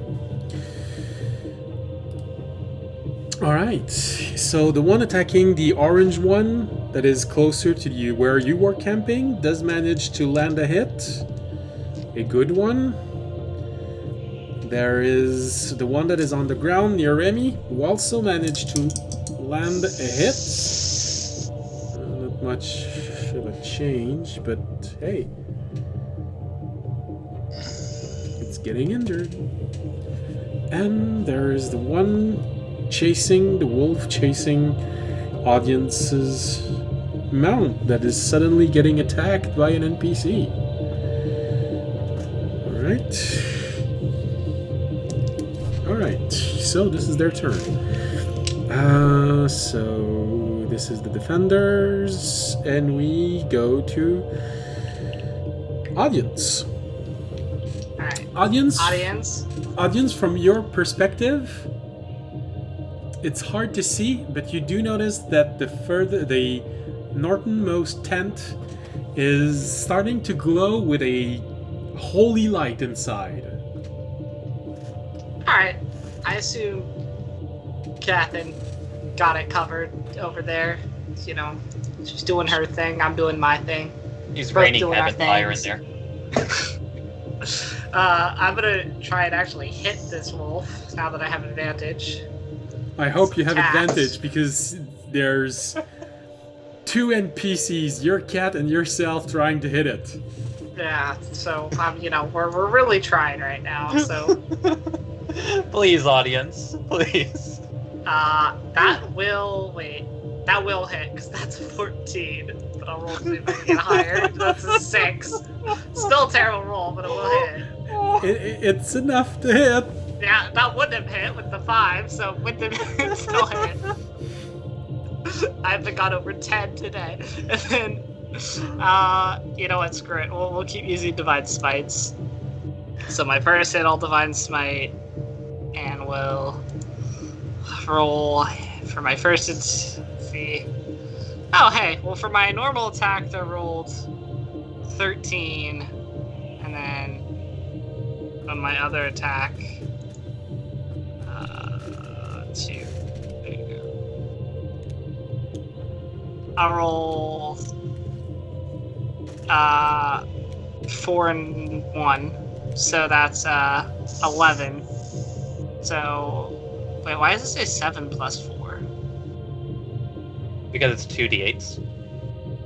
Oh, okay. So 11, so 13 and 11. So that's 24 damage.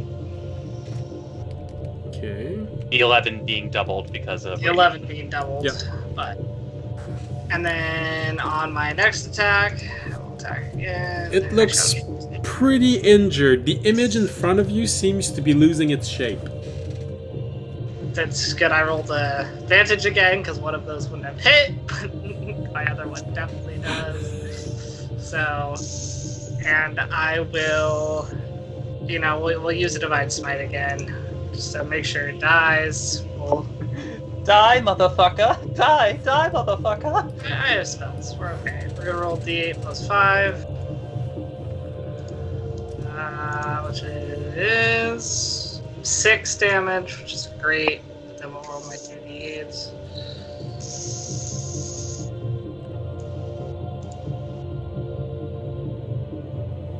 So total. For 9 damage. So 6 regular, 9 radiant. So your whole round of your whole attack is 9 damage. No, 6 regular damage, 9 radiant. Oh, okay. Damage Sorry. doubles. Okay. 15. So 15. No, But with the 9. that would have been cruel if it would have been 9 because it had 10 hit points. So, No, Oh. it's more than 9. so you strike. And the 9 would be doubled anyway, so it'd actually be 18 plus 6. But yeah. You strike it, and unlike other animals that just fall to the ground, as your radiant energy strike into it, its shape just disappears.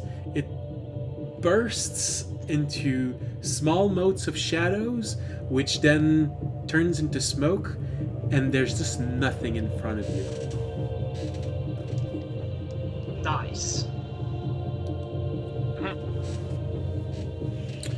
And I'll turn to the other warriors around me and be like, well, that's how you deal with the shadow monster. And give them a confident grin. Randy just, like, from his distance, is just in awe at the 2 very brilliant strikes you've made against this creature at back to back. Just like, that's my hero. Aggi's my hero. Alright.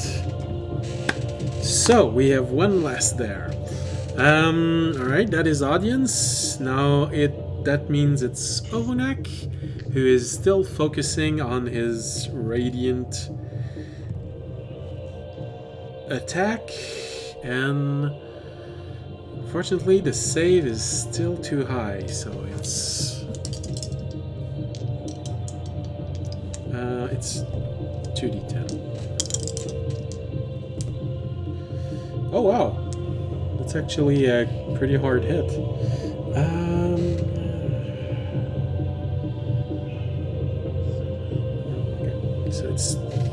machine. No, that's F. Alright, this one is also starting to lose its shape.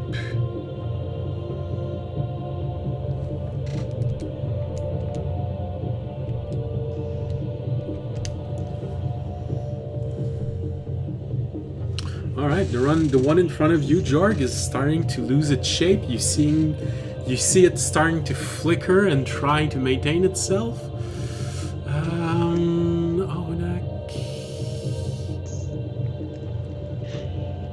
Alright, well, he just maintains concentration on the moonbeam.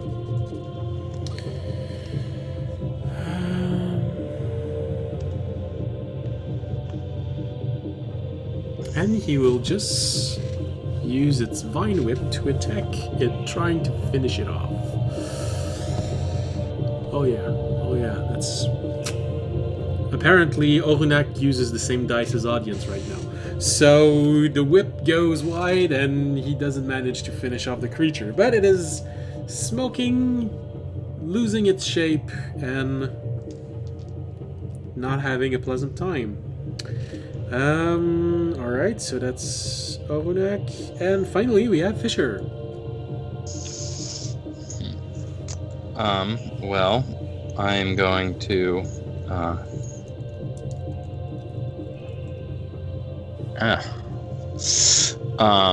do the same thing I did last time. Okay, then go ahead. Which is, attack the one kind of behind the tent. That is going to be a... Probably not going to hit. 13.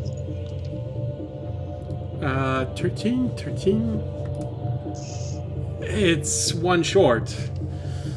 You almost managed to hit it, but it's... Damn tent is getting in your way again.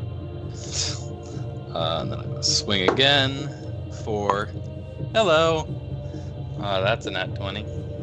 Yay! So... We will...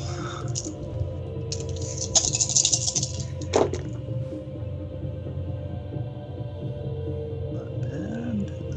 Let's do that. Sorry.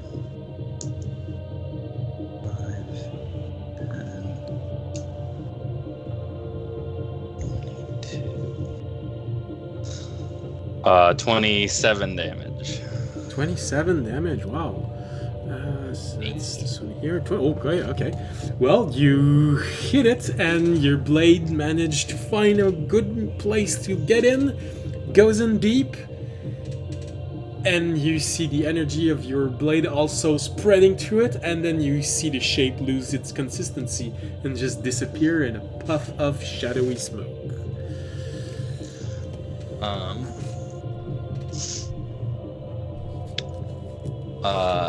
I will quickly say, Remy, see if you can find the summoner. If they're near. And then I will move up to... What is that? G12 to help this NPC person next to Ornek. Okay. When you get in front of that tent and you see the creature in front of you, this one has defined features. It looks like a dire wolf. Although there is something odd about it, it looks much more fierce than a normal dire wolf. Interesting. It has angry eyebrows over its eyes. You get the feeling they were drawn there. By a big marker pen. Alright, we go back to the top of the initiative. Meaning that it's the monster's turn first. Actually, on Yeah. the... Or... Nah, never mind. I was also wondering, since that's the end of a round, if we could take our The break here? break. Yeah, So sure. That might be the most logical thing to do, since otherwise we probably wouldn't get a break by the time that the fight ends, No, that's alright, there's no or problem. it'd be awkwardly placed. Alright, I'm gonna pause the music.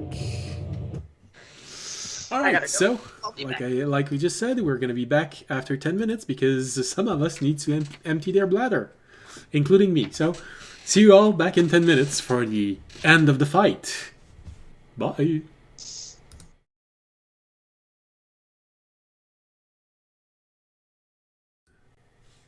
Aha, welcome back everyone.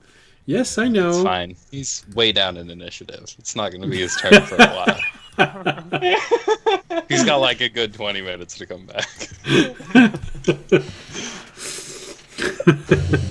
Well, that's slightly mean, but also not that much. Alright. Oh, that's right. It's this one here. Oh, I don't have the photos for each. Alright. Well, apparently you're gonna have a giant S for him. Works with his name, his actual name, but forgot to put the pictures in for the battle map. Alright, well, we go back in. So, for those of you who might just be joining us, well, you're in the middle of a fight. So, sit down, grab something, and let's finish this fight. Alright, so the first ones to go is the monsters. Alright, so this one, it's been intercepted by this, so it's gonna attack him. Alright, all the rounds for all of the attacks are there, so alright. So we have the one right in front of Orunak and Jorg, who fail his saving throw.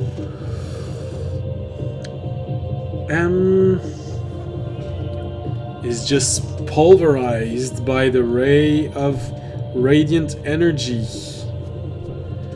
in front of it.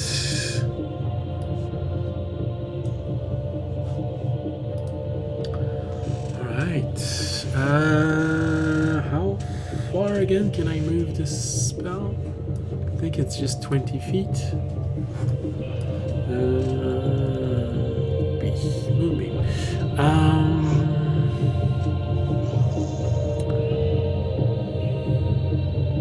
Oh no, it's 60 feet. Alright. Well, the moonbeam is gonna be moved right in the tent.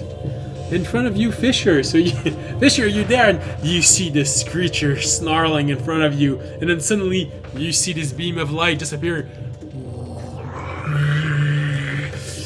right in front of you, and oh no, actually, it can't move right now. It's the turn of the monsters. So this is what's going to happen on next turn. Sorry, I'm dealing with a. I was dealing with a baby fawn that ended up in like our yard and trying to keep our dog from eating the baby fawn that had been left in our yard. I thought you were gonna say that you ended up with a baby fawn in your bathroom. Wow. That's... Nope. I got called out because there was a baby fawn in our yard that we're like dealing with. Alright. Well, you know, just before you came back in, we were talking about the Muppets, so it would have been on brand with Muppets, you know? You're just there and baby fawn in your bathroom. Alright, so you haven't missed much. The monsters started attacking. Because of that, the moonbeam of Orunak made its damage, and it just pulverized the shadows in front of him and Jorg. And I made a mistake. I thought that it was the Orunak's turn, so I was describing the moonbeam moving, but it's not his turn yet. So this is what's gonna happen when his turn comes.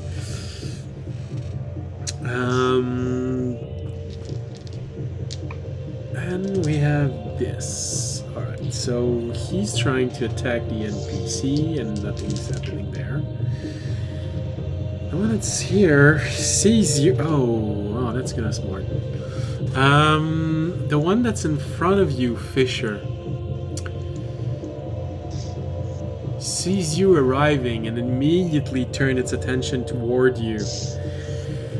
Strike at you with a 24 to hit. Damn it. Yeah. That'll hit. In that case, It's just enough that shield doesn't do anything. it attacks you. You have to make a strength saving throw.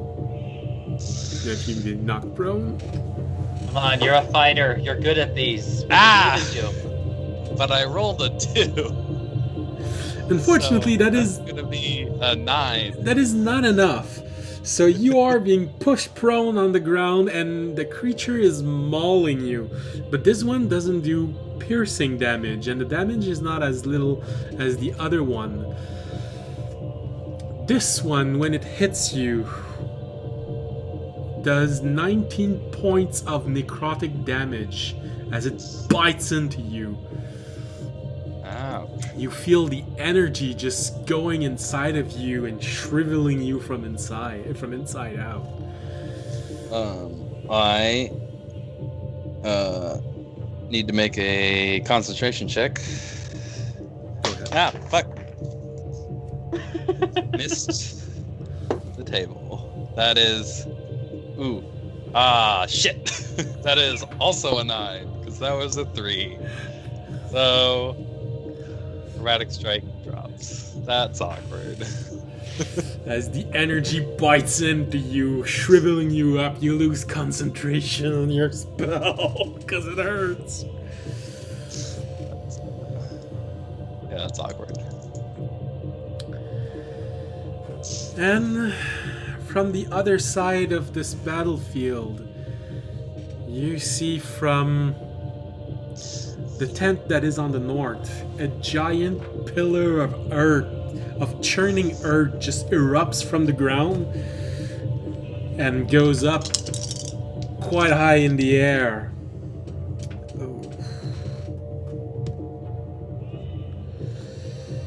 Doing...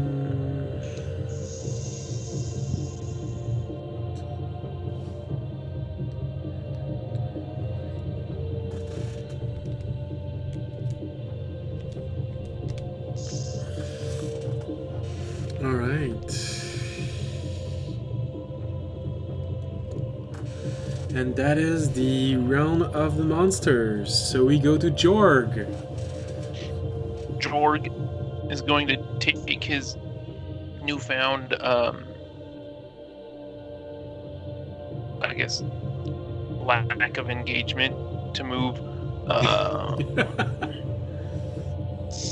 just to move to E12, and then he's going to use Bless on Fisher, Raimi, and audience.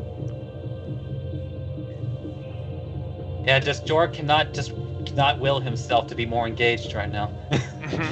He's so disengaged now. He's just gonna. Recently, no longer engaged. So, Yeah. happens. In fact, it's so disengaged. He's just gonna start cooking a sausage on the fire next to him. He's not actually gonna do that, but he will cast Bless, and that's pretty much all he can do.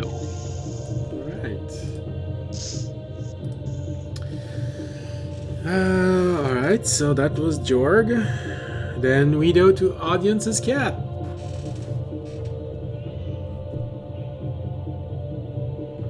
I think you're muted. Iz's cat is going to. What happened to the other wolf? Is the other wolf just engaging with that NPC still? Yeah. Over here. It got intercepted by the NPC and is actually fighting it right now. You know what? My cat's gonna chill. My cat doesn't want to die. My cat feels like it's done its job. You see it limping toward you, looking you pleadingly, saying, "Please, master, no more fight for tonight." I'm gonna tell my cat to go head over to the tree, and maybe the tree will give it. Or actually, is the tree in combat right now?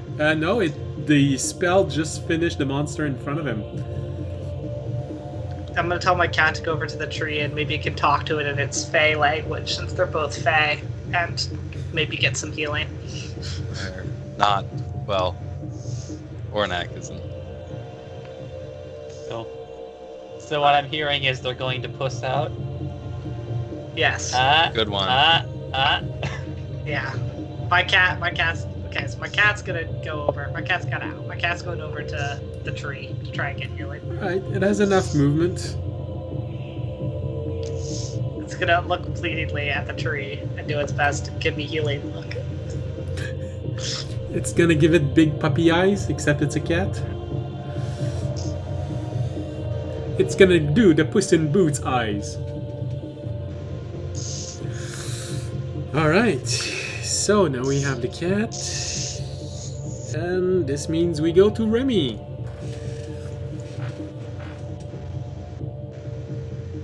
Alright, is Raimi aware of all of the enemies presently in the camp, or is he just aware of the one that is currently engaged with Fisher? You are aware of one currently engaged with Fisher. The one completely on the west, you can still hear fighting, but you don't see it.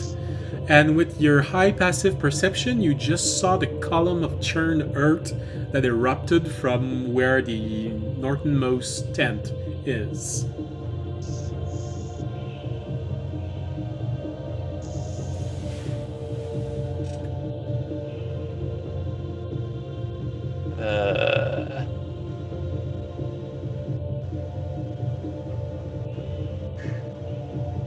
Randy has a lot of choices here.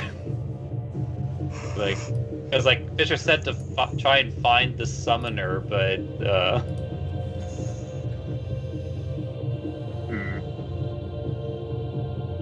I just remember I can't place Audience's cat where I was putting it because he was gonna get destroyed by the beam of light coming from the heavens.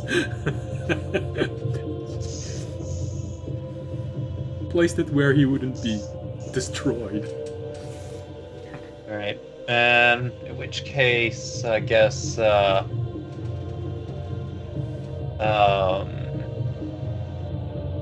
Raimi will move to,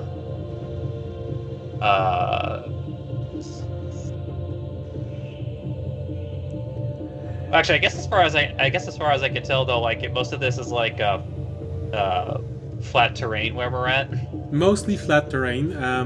There is a lot of gravel right next to you. What looks like a huge rock right to your character is actually just difficult terrain. What is huge boulders are the one at A and B, all the way up to 7, and the same thing at L and K for 12, 15, 14, and 15. Those are actually very large boulders that you would have to climb to get over them. How tall are the ones at A and B? I'd say it's a good 15 feet high. Okay.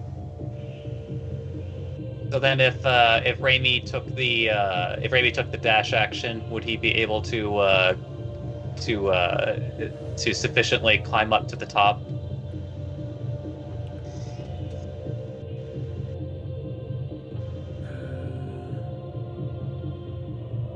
Yeah, you'd just about make it to the top. It would take all of your movement except 5 feet. You'd have 5 feet remaining as you get to the top. Okay, then Raimi will use a bonus action dash to go ahead and move my token to the location I would end up at. I'd say probably B6. Okay. And then, yeah, I guess Raimi will take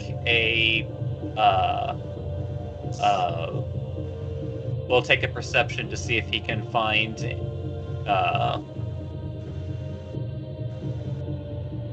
he'll invoke the power of his lantern using one of the slots. Okay. and then make a check to see if he can find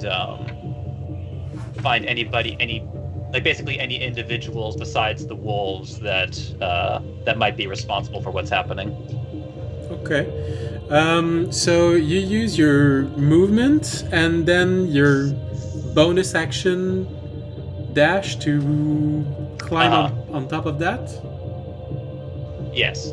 So you have an action and a bonus action? Is that just an action? Is that enough to do everything you want? Oh, I guess okay, so I would have to wait to make the perception check next turn then, because because it's an action to invoke the power of the lantern. Okay. So yeah, so it'll just be Remy will just be on tap. All right, so you just And that's all he can do on his turn then. charge the lantern and start looking around.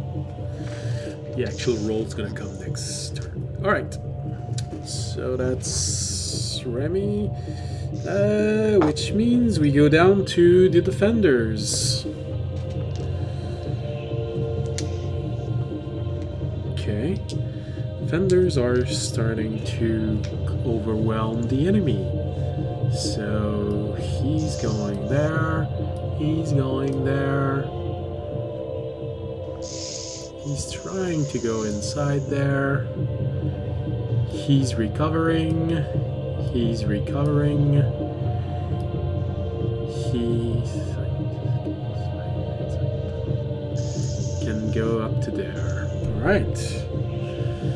So this is their movement.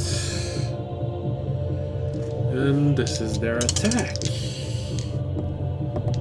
So that's a hit. That's a critical hit.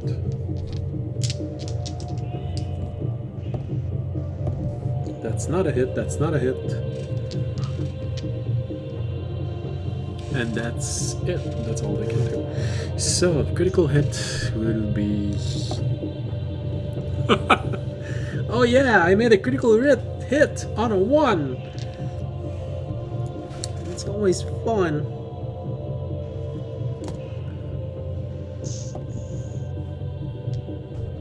That's why I like rolling double the dice.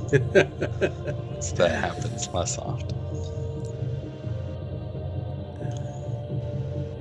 Okay, so they're attacking him. Unfortunately, none of them managed to hit the one that is inside the tent. And that's the defenders. Okay, we got Jorg, we got the monsters, we got the cat. We got Remy, defenders. It means it's audience. Alright, let's see, 5, 30. I can't even get to the, let's see, can I get to anyone? I can get next to Fisher, I guess.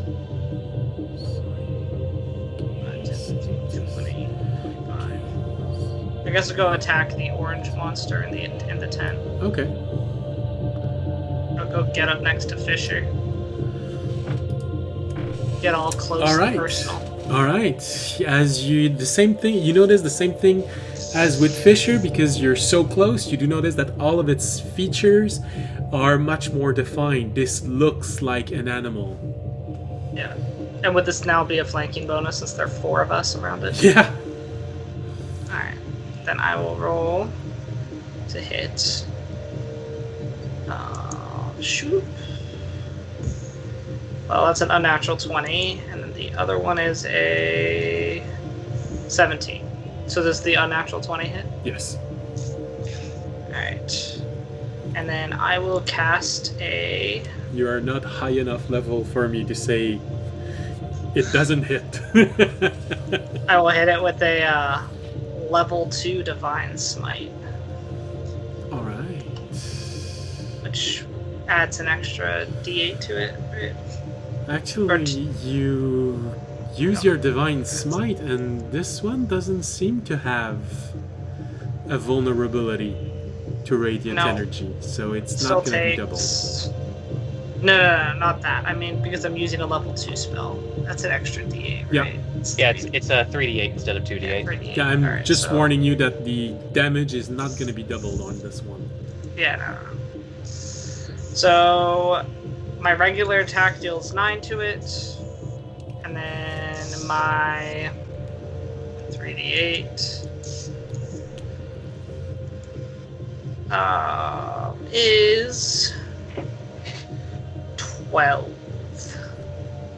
So I do 12 plus 9 is 21. I do 21 damage to it. All right. And then I will hit it again. Go ahead. So my next rolling is a 27 is my highest, so that hits.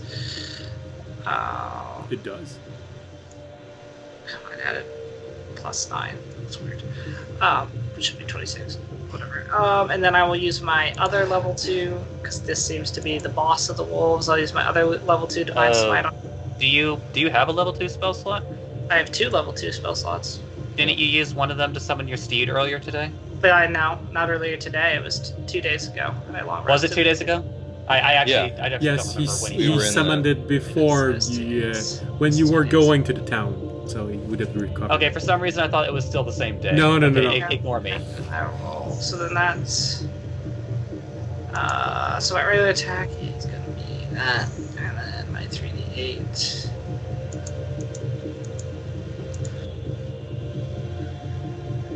It's going to be 14, so that's going to be 22. So I'm going to hit it for another 22 damage. All right. Well, you slam into it twice with your divine energy, and the energy goes right inside of him.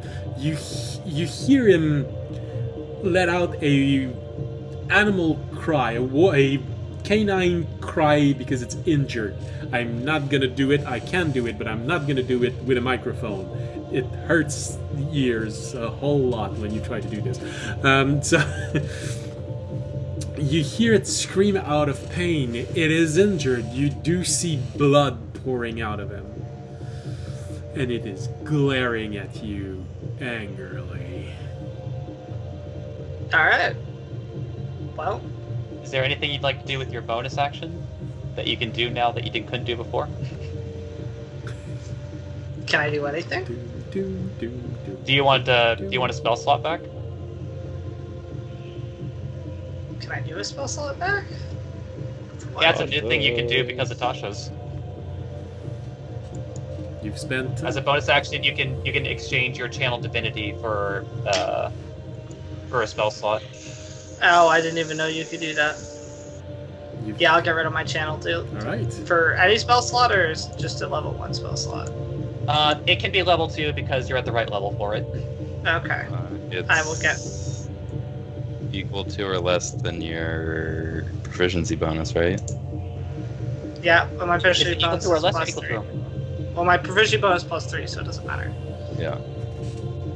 So, I will get my second level spell slot back. Wait. Okay, yeah. Because I don't think I'm going to It's- need my channel. It's no higher than half your proficiency bonus rounded up. Yep. So, Okay, yeah, round it up. That's what I need. So, yeah. Yeah, so you can get the level 2. Just fine. yeah. So 2. Alright.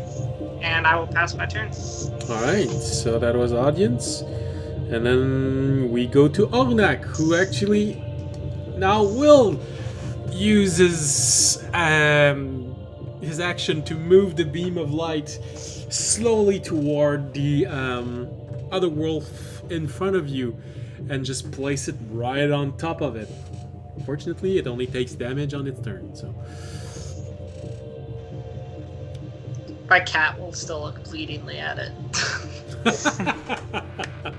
Yes.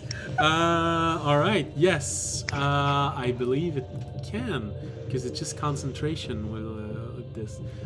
Sorry, Moonbeam. Does it take an action to move it? It's an action to move it, but I think Olenek has healing word?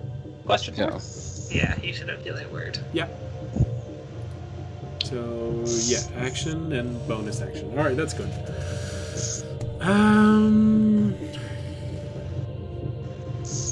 Well, he has the spell slot, so why not use it?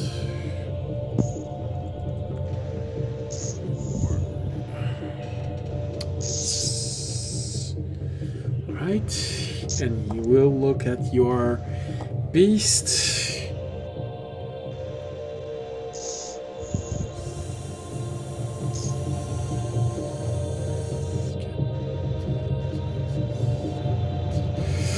Also, Yep. Jorg's Yep. unicorn totem is up, so if he heals anybody, it'll get it. I think it's Jorg heals anybody. Yeah, not Okay. Ornak. It's only Um, that would be two. Yeah. Alright, so that would get Shepard's banned at all tables. Yeah. probably. Alright, so he looks at your beast, he looks pleading in at him, and alright. He turns and casts a healing word on it. He's gonna cast it at level 2 because he has the necessary spell slot, and so it's going to be 7 points of healing. Alright, my cat is back to 16. He can actually take a hit, so long as it's not a critical hit. Alright, so that's Ornak. Does that mean it's my turn again? Yeah! Hey!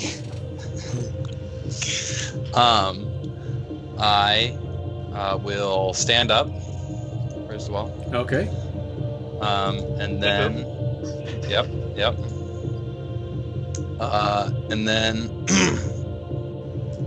as I'm standing up, I will reach my greatsword backwards and cast Chromatic Strike again, fueling it off of the fire behind me. Okay, you just turn around and it And takes. then I will attack the guy in front of me twice. And you say I have advantage because there's fucking a bunch of people here. Yeah, there's 4 of you. Right. So that is an 18 to hit. That is enough. And that's 2d6.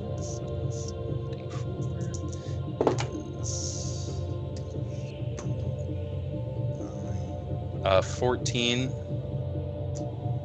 and it ignites. So at the start of its turn, it'll take a d6 of fire. Okay. And then I will attack again for that is higher, 21 to hit. Okay. So the first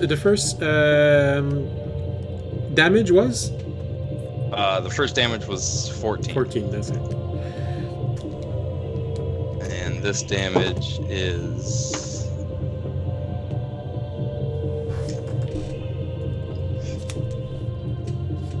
17. Wow. Okay. All right. Is it dead? No, it's I looking will very action injured. surge and attack it 2 more times. Okay. Like Fisher is like riding a wave. When you hit that level 5, the action Yeah. becomes so much better. Yeah, that's gonna be a 22 to hit That is enough. for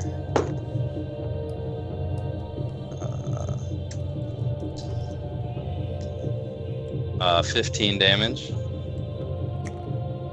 You hit it, and something happens which you did not expect. You hit it, and It's split in two. 2 new initiatives. no. You hit it, and it reverts back to the form of a robe-wearing figure, the size of a person. It has lost its shape, and is now a priest of the Hunter cult.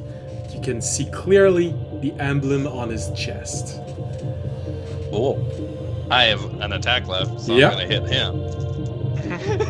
Like, I have an attack left. That is 17 to hit. That is enough.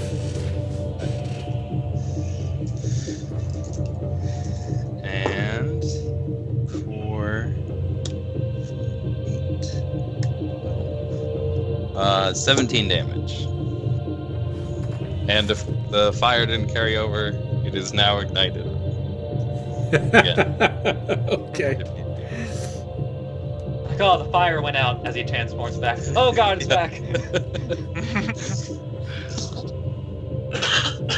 All right. So now you know who is attacking. Like, oh wait, hold on. Let me put on my surprise face. What? You mean you were attacked by wolves and it might not have been the hunter cult? Wow. I need to take a moment. No, these are just regular magical shadow wolves. Uh-huh. All right. Like, So this mountain suddenly got extra scary. it goes back up to the top of the initiative with the attackers. The shadow wolf. I totally forgot. Not that it mattered at all, but All right. totally forgot to roll bless for any of those attacks. Don't worry about it. All right. So you go back. We go back to the top of the initiative, meaning this one is trying to attack those attacking it, and it actually succeed in hitting. All right, we have an injured NPC here. All right, for the two others, again in the distance. It's gonna spawn. You see, oh well, fortunately.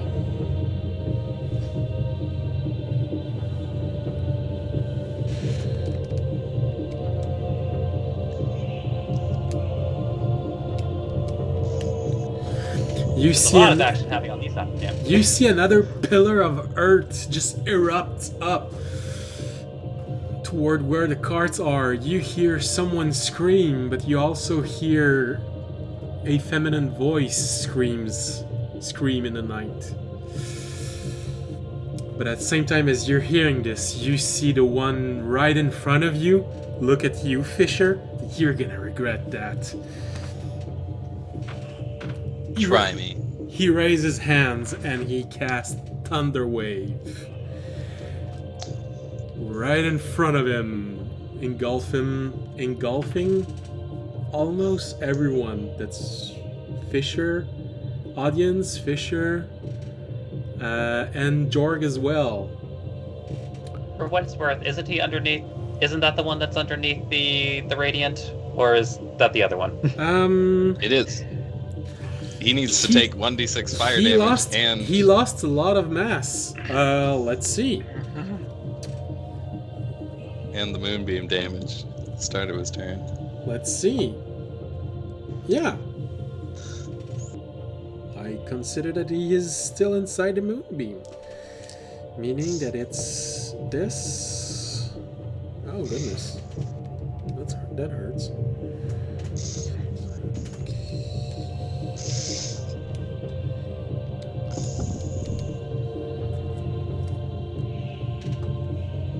What?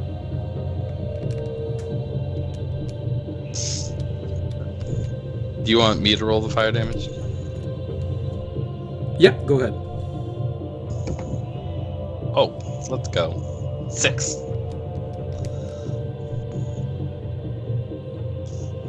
Alright. Also, as he casts Underwhelm, is he technically targeting Fisher with it? So do I technically get to hit him with Sentinel? Thunderwave is not how not that works. a Damn. I know, target. I know. It's an area of effect. But he looked at Fisher and said, "You would regret it, not me would regret it." Should have changed his words. That word he might have. This is a pretty fat thunderwave. Alright, so audience, Fisher, and Jorg, you all need to make a Constitution saving throw. Yeah. With blast. Ooh. Oh, I didn't bless myself. Rip. That's so that's an extra D4. Yeah. Okay. Yeah, that's Oh shit! Nat 20. 24. Oh, I cleared it, but it wasn't at Also 20, 24. so 24. Let's yeah. go. Holy crap! We all got 24. All right. We are very constitutional. Yeah. Yeah, that's that's true. Hey, Sam, Avery, Andre. You know what's funnier than 24? But 25. I was expecting more. But you're the one with the bad constitution. Or I guess it's the same as audience. All right. So you are all blasted with this energy.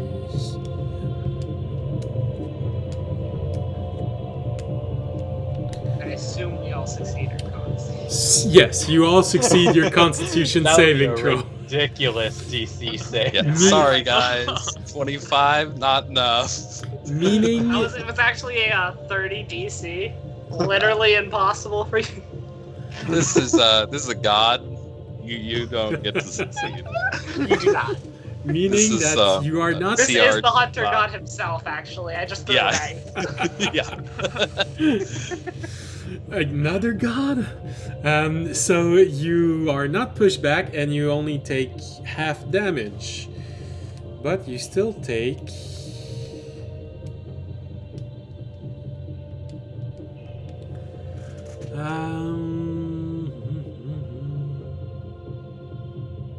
and it is thunder damage. So you take 17 points of thunder damage, which all those of you who have succeeded the saving throw, all of you, can cut in half. And I was gonna say, is that cut in half? Because I was gonna be like, damn, 17 Yeah. cut in half? Ooh. no, you are lucky because I rolled ones and twos. That's 9, because you round up, right? Yeah. You round down. Yeah. It's Oh, 8. you round down. No, he's been rounding up this whole combat. Yeah. Damage is usually rounded up. So yeah, you take that, and you see the creature you see the priest revert back into a wolf, looking completely healed off.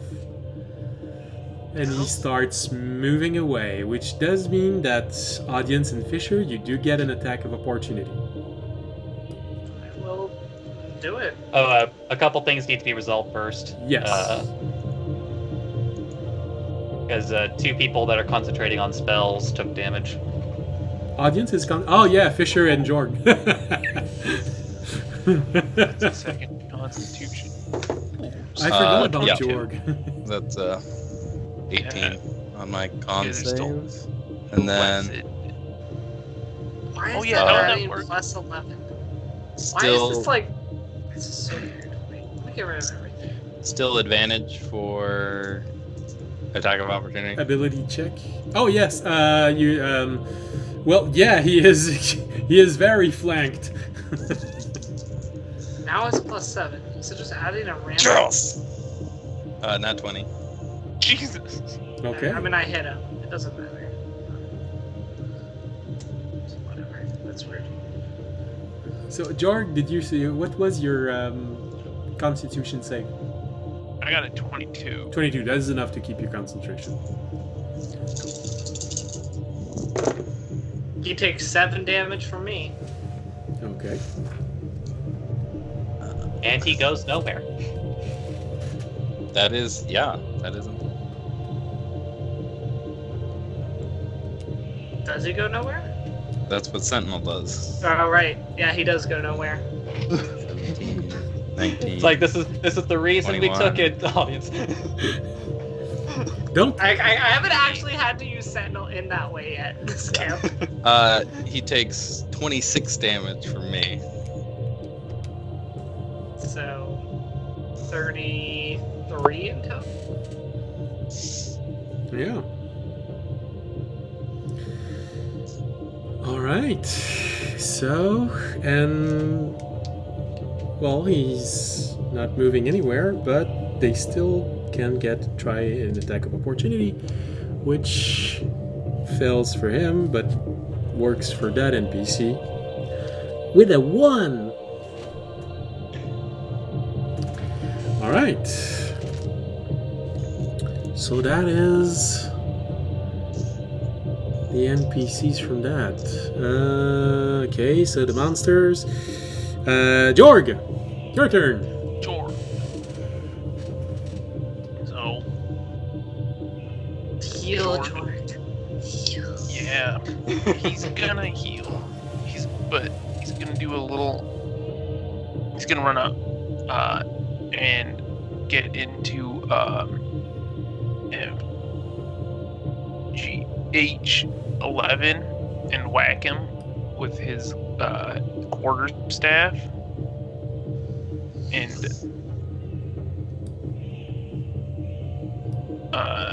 Audience and And Fisher, do you let shillelaghs. Jorg pass because he's trying to get right in between you? Sure. oh, I'll be a little confused about it, but he wants in on the action. I want to know where a real healer is. She made all this noise about being a real healer. I think she's getting blown up over by the wagons. Is You- what's happening. so- Okay, what monster is over by the wagons, though? Nothing we can see, but we're not over there. He went so- inside the tent, and it was one of the wolves. But now you see that some of them revert back. They're actual casters. And the spell you just took was way more powerful than the normal level of the spell.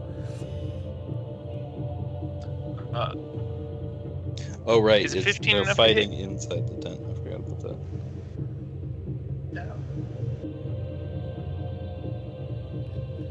Wonder if one of us should go Let's- check on her at some point. That was a no. Yeah, probably. So, Jorg, what 15 Roll to with hit. advantage. 15 to hit. I With think that's advantage. enough. Hold That's- on, let me check. I think it is. Could I be think a it is nat 14. 20. It is not. Yeah, 14 to hit is exactly what you need. Sweet. Oh wait, I just remembered that's gonna get halved. 11. And then he's gonna healing word. Odd. Wait, is there any NPCs that he can tell are beat up? Oh wait, the cat's pretty beat up, right? No, the cat's fine now. Cat's Oh, fine. okay. Yeah, and The just cat's not healing even. word. I can also, Also- resummon the cat. The cat's Yeah. not Also, don't just worry just to about keep the in cat. mind that your unicorn spirit is still active, and everybody, well, many people Yeah. are in range of it. Yeah, lots of people are gonna get help. Hell, I'm still in range of it. Think about that for a moment. Yeah. Yeah, so it's, I think 1, 2, 3. Yeah, so that NPC on G5 is the furthest away that'll get affected. 1, 2, 6. Oh, and the NPC on H14 will not get help, but everyone else will get 5 health. And audience gets a 7 health. So Audion gets a Just 7 like health. that, Rainey's and- back to backs. Alright. And Up to 30. everyone else gets 5. So in total, audience gets 12. Yes. Audiences.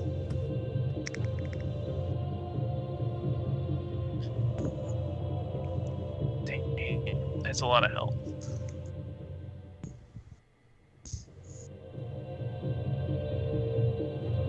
Alright. Is that it? Anything else? That'll be it. Okay. Then in that case, we go to the cat.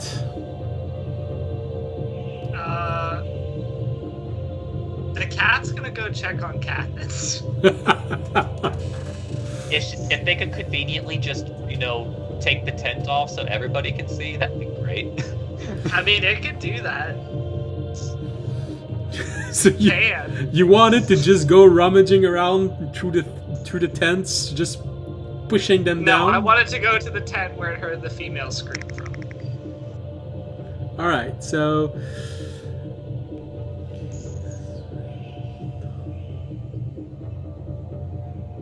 It's probably gonna knock over some tents on the way there.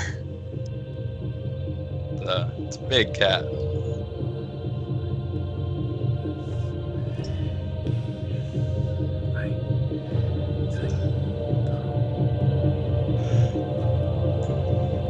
It can actually get all the way to the tent. Yeah. Just. Yeah, it did knock over the tent that you just right to it, but you you didn't tell him to be careful to mind the tents. No, so. I did not. It's okay. The tents will be fine. If Um. anyone's still sleeping, they can wake up. Yeah. Okay. So as you get there, you do get a telepathic message from your cat saying it looks like a battlefield here. Do I get whether like I should go over there and help out anybody, or like whether things are in control? It looks like a battlefield, as if things had exploded and there's bits of earth everywhere. It's hard to walk on. You're gonna have to dig if you want to find someone inside there. All right, I'll mentally tell my cat to start digging. That could be what my cat will be up to. Bonus action, my cat digs. I don't know if that's... Well, it used to be in the 2nd edition, but I don't think it is in the 5th edition. I don't know. You can decide whether how much the cat digs off a bonus action. Actually, wait, it still has its action left, right? Because you said it got to the 10. Yeah. Yeah, No, okay, actually, well, to get there, or did you it had have to to use dash? 100 movement. Okay, so it did have to dash. That's what I thought. Okay, so yeah, so then just bonus action, you can decide how much it digs on a bonus action. Okay. It starts digging and trying to use its... Actually, it will use its nose. Actually, no, that would be a perception roll. That'd be an action. I was gonna say I was gonna try and smell to see if it could tell where someone was, because it has a good sense of smell. Yeah. All right. Well, But I think that's an action. it's gonna be its next turn. Yeah. All right. So that was the cat, which means now we go down to Remy. Remy, you make a perception roll. Yeah, it's been 2 turns in the making. Let's find out what happens now. What number are you? Okay, so there's that. So that's going to be with bless. That's going to be a total of 25. All right, and your lantern. All right. So.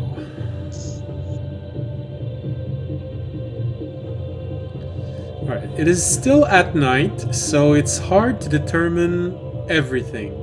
But from as best as you can tell, there's only one large wolf still fighting. And you see a whole lot of ruckus where Jorg, Audience, and Fisher are.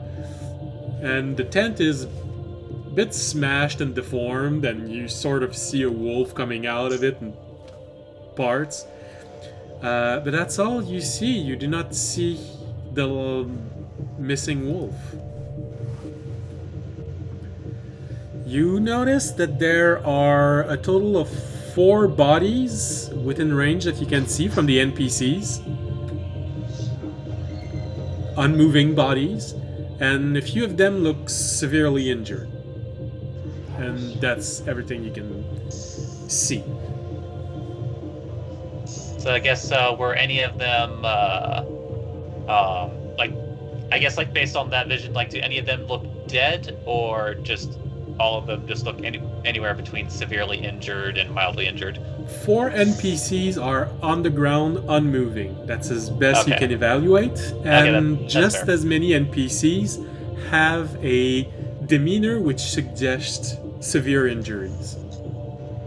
Any of them within the aura would have gotten 5 hit points on Jork's last turn. That is true. Then they look injured, not severely injured.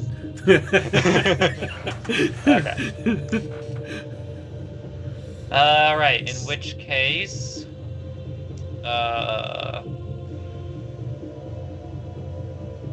yeah. Unfortunately, that is Raimi's action. So I guess he's going to.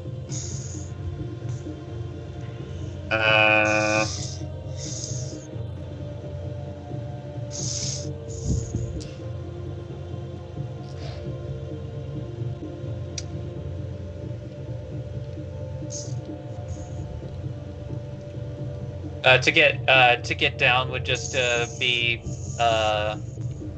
half like or double movement. Well, if you want to jump down and make a dexterity saving throw, you could jump down only using 15 feet of movement and taking 1d6 of falling damage if you succeed. If you want to get down securely, yeah, it would take all of your movement. But you still have no. You just yeah. I'll just use my bonus action to dash and just like carefully go down. I don't need to be that much of a air quote in that much of a hurry. So he's going to make his way down 30 and then to he'll make his way over to J2.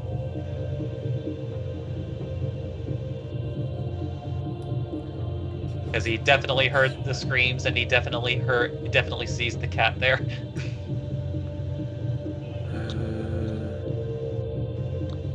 G or J3?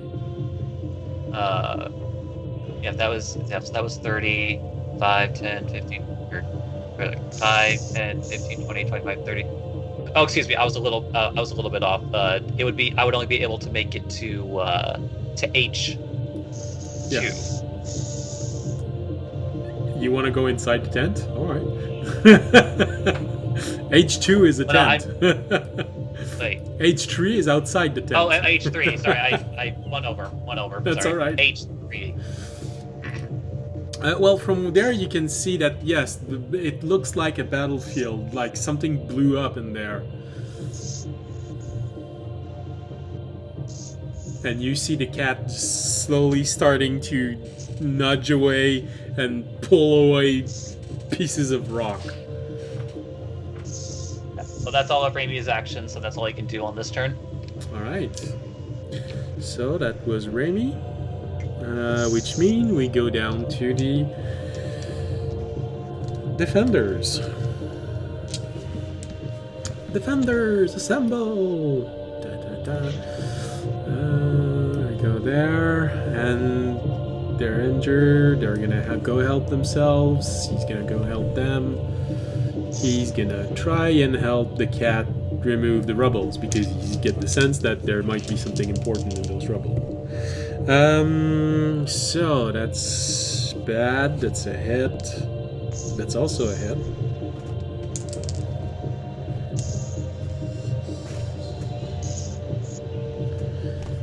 And well, that's a hit and that's a miss. That's a hit. So one of the NPCs, where everyone else is, does manage to land a blow against the large wolf inside. Alright, so that was the defenders, which means we go to audience. Alright, audience will let's see how it's that. Audience is gonna drop his longsword and shield and pull out his greatsword. I thought you were gonna say wrestle him. No. No, he's gonna pull out his greatsword. Just gonna take 2 attacks against the wolf. Alright, go ahead. I'm gonna stop doing that roll. I'm gonna do so longsword. Greatsword. That was so wait. What was the second roll? Girl. I don't know. I don't know either. It like disappeared behind There was. Oh. because I'm attacking with advantage.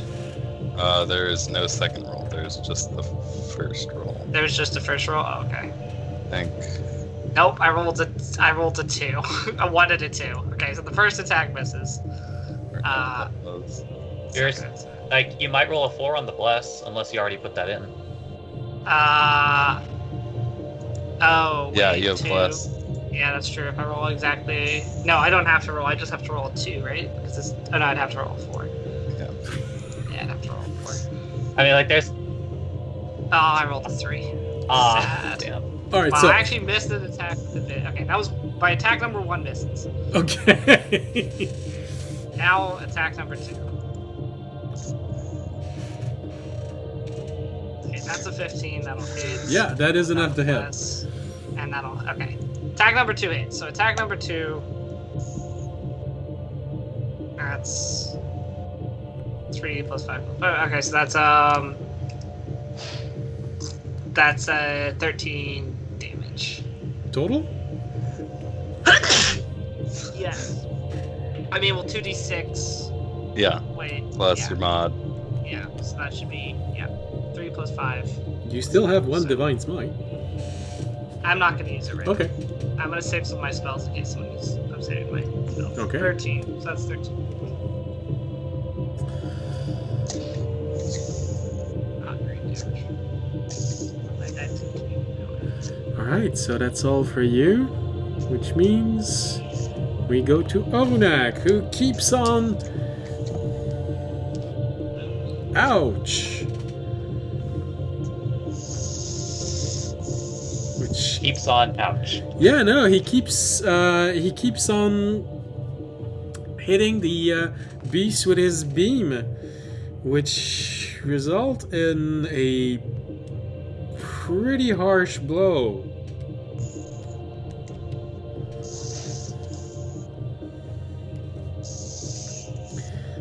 The new form of the priest looks pretty severely damaged. It got burned to a crisp with a 15 points of radiant damage from the beam. You see the weight of all of this starting to bear down, and especially that last pulse of energy just going... It hurts.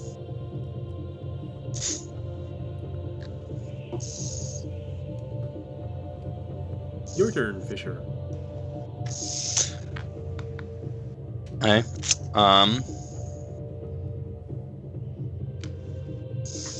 And I inverted the rolls, so it's going to take that bad damage right after you roll. Sorry. Yeah. I will.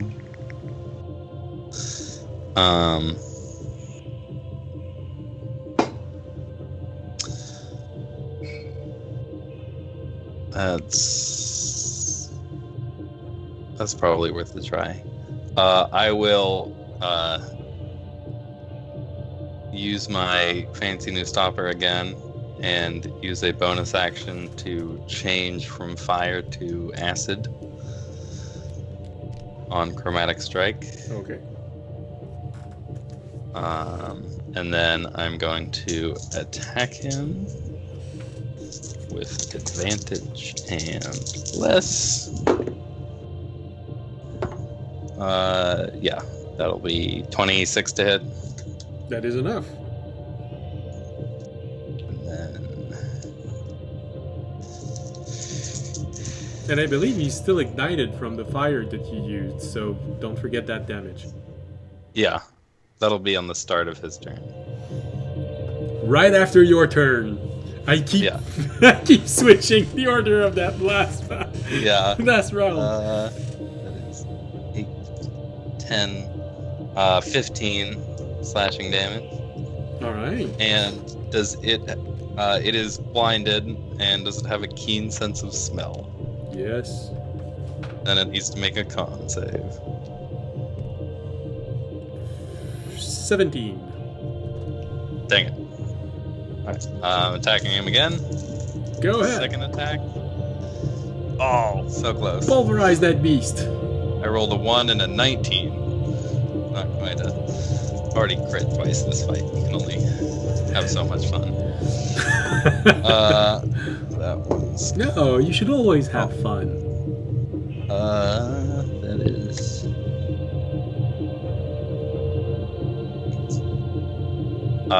13 damage, and it needs to make It's already completely over. Its senses are already completely overwhelmed.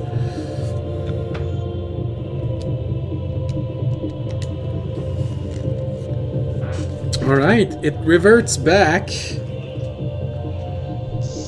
the shape of a priest, and a little bit of damage carries over. And it takes 6. As the priest. Or however much Dre rolls. yeah, All right. probably not another 6. No, it 4 damage carried over to his normal form. No, Yeah. from the flame. From the Well, flame it'll be on start of his turn. at the start of his turn. So basically, if you say your turn is over, you get to roll that right now because they're yeah. the first one to Yeah, I go. wasn't gonna do anything else, so that is 4. All right. We said 6, Fisher. I'm sorry, I can't roll max damage every time. I expected something from you, and you disappointed me. I'm sorry. I only rolled slightly above. No, average. I don't get to talk tonight. Normally I do. I missed, last time I rolled a 1 and a 2 on my last 2 attacks with a blast. I somehow missed Yeah. an attack with a blasted advantage. With a +8 to hit Hey, to beat up been 14 there. AC. In there. Yeah. So, Remember remember the shield golem? remind you guys, don't wake up audience in the middle of the night to fight. He doesn't like fighting tired.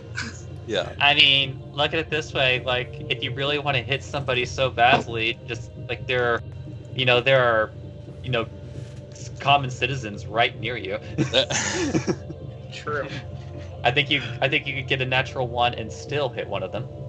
Probably. Here's a question: is the priest still blinded, even though the attack was on him as a wolf?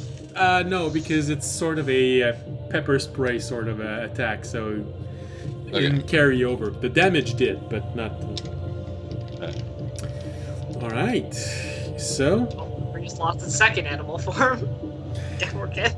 use the second animal form, and just as he takes his turn, Ogunax damages him with the beam, like I said just before, taking another healthy chunk out of his shape. Alright, so you see the priest look up. Look down, realize his pants are falling down. Oh no, it's only He's wearing yeah, it's 4. Alright. dire wolf size. This is where the priest self-destructs. Just flows. I mean, we don't know what happened over at the other tent. Yeah. I mean, that's what it looks like happened over at the Yeah. other place. The priest just self-destructs in the middle of us. Alright. Fuck. Actually,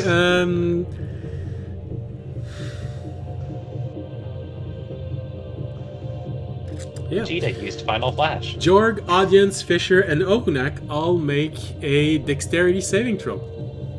Oh, dex save. Sure, not another con save. No, I like dexterity the con save. save. So you get our +4 to that, though, right? We Yeah, get don't put your plus bless. Not So full, Jorg isn't but blessed. Look, if you put it into the universe, you'll roll the 4. Okay, 22 plus. Yeah. Ooh. Yeah, not great. I got a 26. Fuck. That is enough to I got a succeed. Wow. 7. You got a 7? That I is got a not enough to 13. succeed. Jorg, 13. 13. That is not enough to succeed. Gee. And Okunak also wasn't enough to succeed. So, everyone who failed, you take 22 points of bludgeoning damage as the priest looks all of you and says, "You're never gonna get anything from me."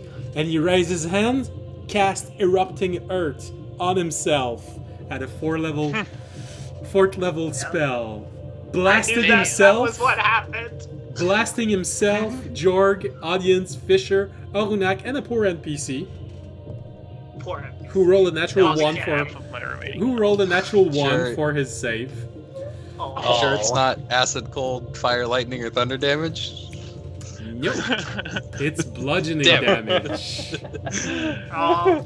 One How of these much do I days take we'll be on able half? to use absorb And element. you take take, half because you saved. I take 11. Okay. Ouch. 20. And when we call that fuck you damage. That hurt. Audience very nimbly is able to like backflip back with a 26. Backflips out. you manage Oh, just in damn. time, oh shit! Take a step back and you just hit with a few debris, but No, I'm more annoyed because I had dropped my shield and sword there. Now I'm gonna have to go fucking find them. Oh no. they've got been blasted pushed up in somewhere. the air and they just fell down.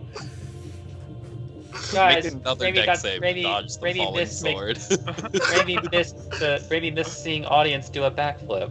Yeah, and It was yeah, hard. the There was sword, a lot of the rubble. sword perfectly falls and impales Jorg.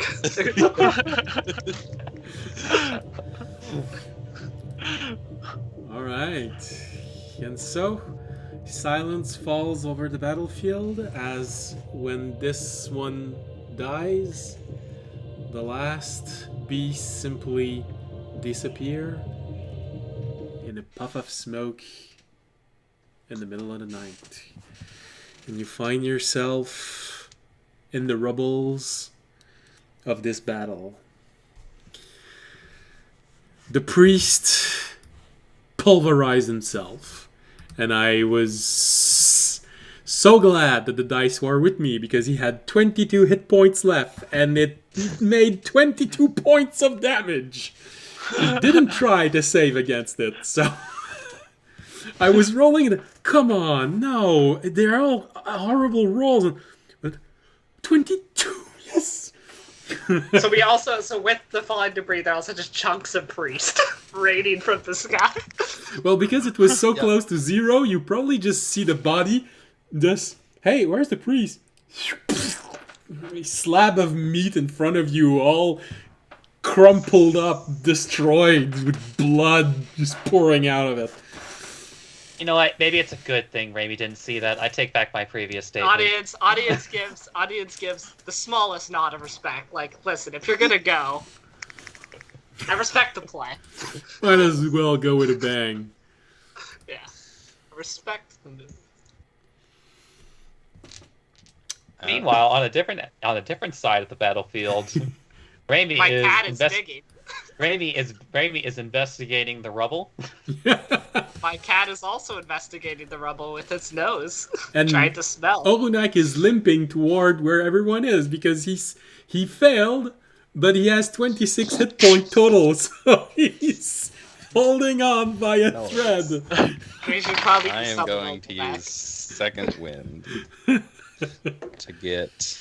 Oh, nice! I rolled a 1. Is the 6 NPC hit still points. alive, by the way, or is he not alive? No, the NPC that got caught in the blast came back as meat pieces, not a big slab of meat. Alright.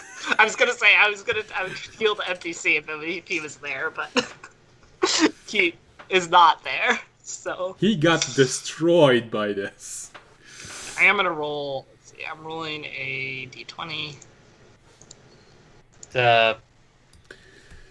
That's that plus 5. So I'm gonna. So my cat rolled, by the way, a 21 in on its perception to try and smell if anyone was under the blast. Okay. And I rolled a 27 to investigate the rubble. Alright. So, as you all gather up around the place where the priestess was supposed to be, audience, well, Remy, you start digging, and you're surprisingly nimble about this. You just dig in like a mole and just start pulling, even though you have 7 of strength. Well, it helps. It helps that there's a big cat doing probably most of the work. Yeah. So you guide the cat, and audience, unfortunately, your cat gives you a news that you did not want to hear. He smells a heavy, and by that I mean a very heavy scent of blood inside all of this. Audience, lay on hands have been meant for this moment. He will run over. George wants to go over and help too. Jorg is the more helpful one, but audiences lay on hands. That's still helpful. It's 25 points of healing. It's definitely helpful. As you pull away the rubbles and you find pieces of Cathan. No. She was Tragedy. hit. She was hit with twice what you got hit in total. Damn. And she had a full round of attack against the creature in beast form. She was not only killed, she was torn to pieces. So sad.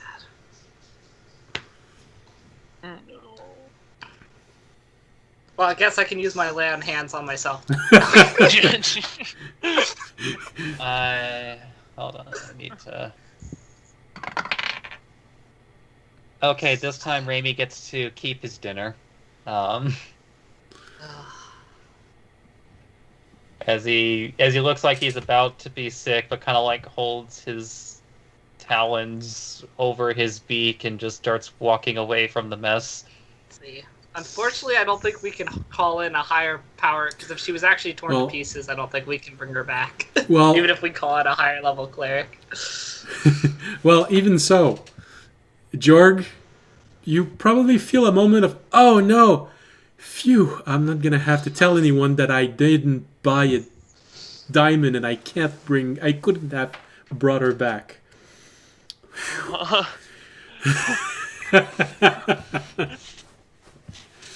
But even if we had a diamond, I don't think we could. Well, meaning there might have been a chance, because Revivify would...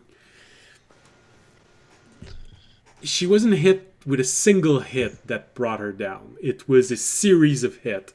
But there's blood everywhere, there are bits and pieces of flesh. You find literally a hand that's been pulled away because of all that happened. Revivify might have help, but looking at all the blood there is, how much it smells like blood, and the fact that some bits and pieces have been disconnected, you're not convinced that even that would have been enough. But it might have been enough. At the very least, the Revivify could bring them back to life, just wouldn't restore any of the limbs. That's a different spell. Yeah. Yeah. Yeah. So I mean, to be fair, our orb is... We could... Oh, no, it's not green. you're during the we are night. offline. She warned you that at night the orb doesn't work. Yeah. There is something So it's not like we preventing. can contact... It's not like we can contact the garden and try and call in the choppers. Or by Yeah. that means the high-level clerics that we're not. Medivac. Yeah. Yeah, no, she's dead. I One could second, I do got a it. quick casualty report with the rest of the group. Well, we will, but I need to go to my notes real quick and delete something. Oh. So sad. I mean, if But- she has diamonds on her, we could try. If you have it prepared, do you even have it prepared? One thing, Remy, you No. do notice, because of Wait, how what? high you rolled for perception, you don't find her backpack anywhere. There's even things that are missing. You don't find her holy symbol. You don't find her backpack.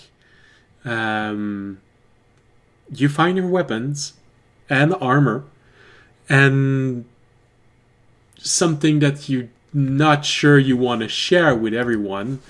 Evidence of...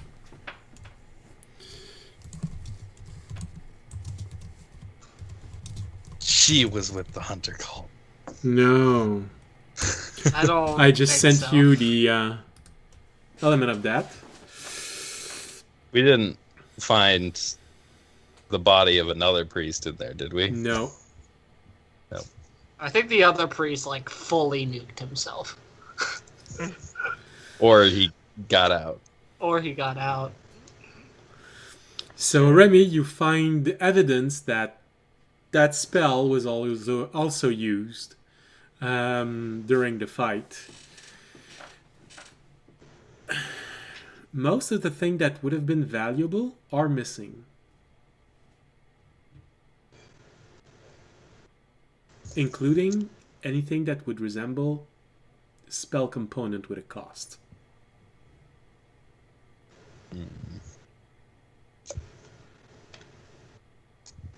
Was there... Oh, I mean... Just to be safe, just because of like how things turned out, Raimi is going to search the...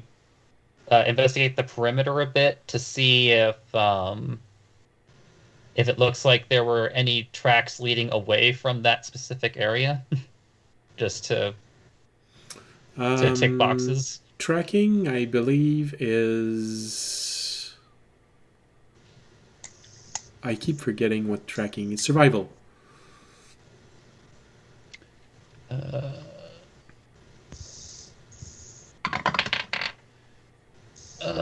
That's gonna be... only 17. 17. You manage to follow tracks leaving the battlefield where you are, but you lose track of them after 20 feet. They go behind the carts and they simply seem to disappear. Oh, you know what? Probably just as well. He's going to look into the carts to see if anything was taken from there as well. One of them seemed to have been caught in the 2 blast of erupting earth cast at level 4 that the priest got. So one is thoroughly destroyed, and the poor animal that was pulling it is dead also. For the cart themselves, the rest of them doesn't seem to have been disturbed. Although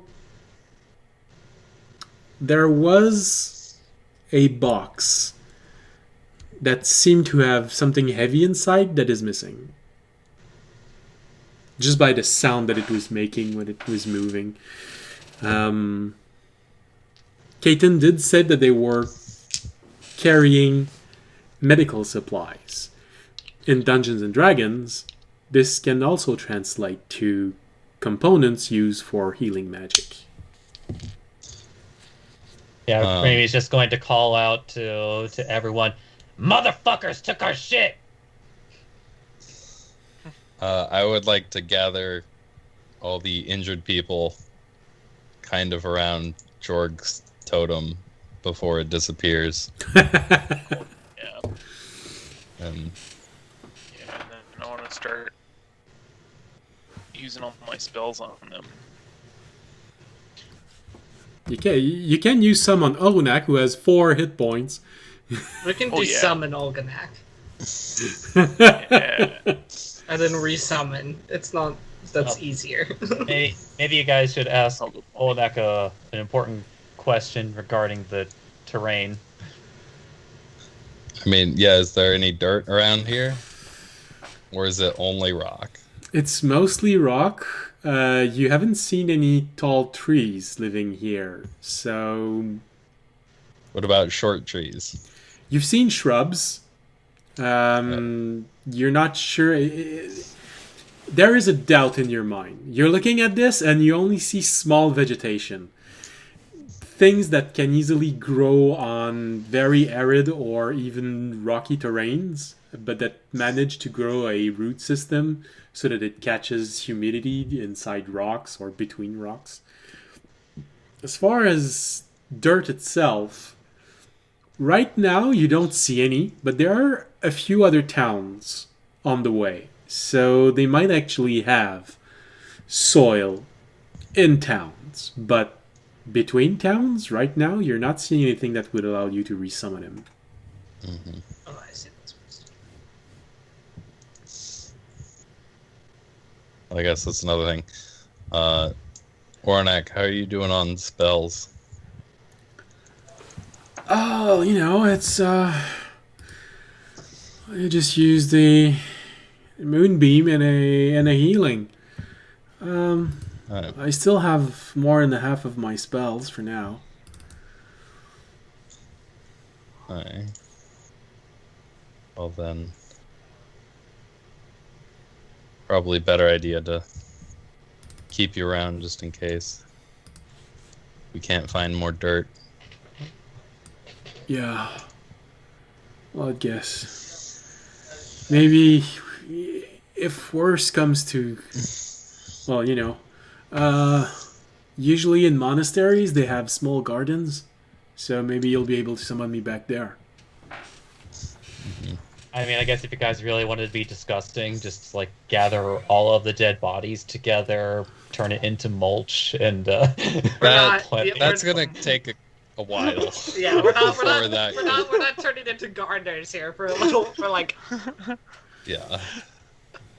That's not Like, something that actually. can happen immediately. You just need a bit of water and look. I'm just saying there is plenty of organic matter that can be. No, I'm making a bad joke. that's all right. It's okay. I thought of some bad jokes too. Like how I definitely chose the right person to flirt with at the end before, because that one's still alive.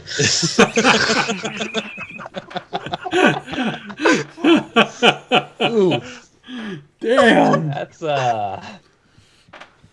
That's cold. Yeah, once Ramia sort of like air quote taken stock and yelled that whole like motherfuckers took our shit. He's just like wandering back over to you guys.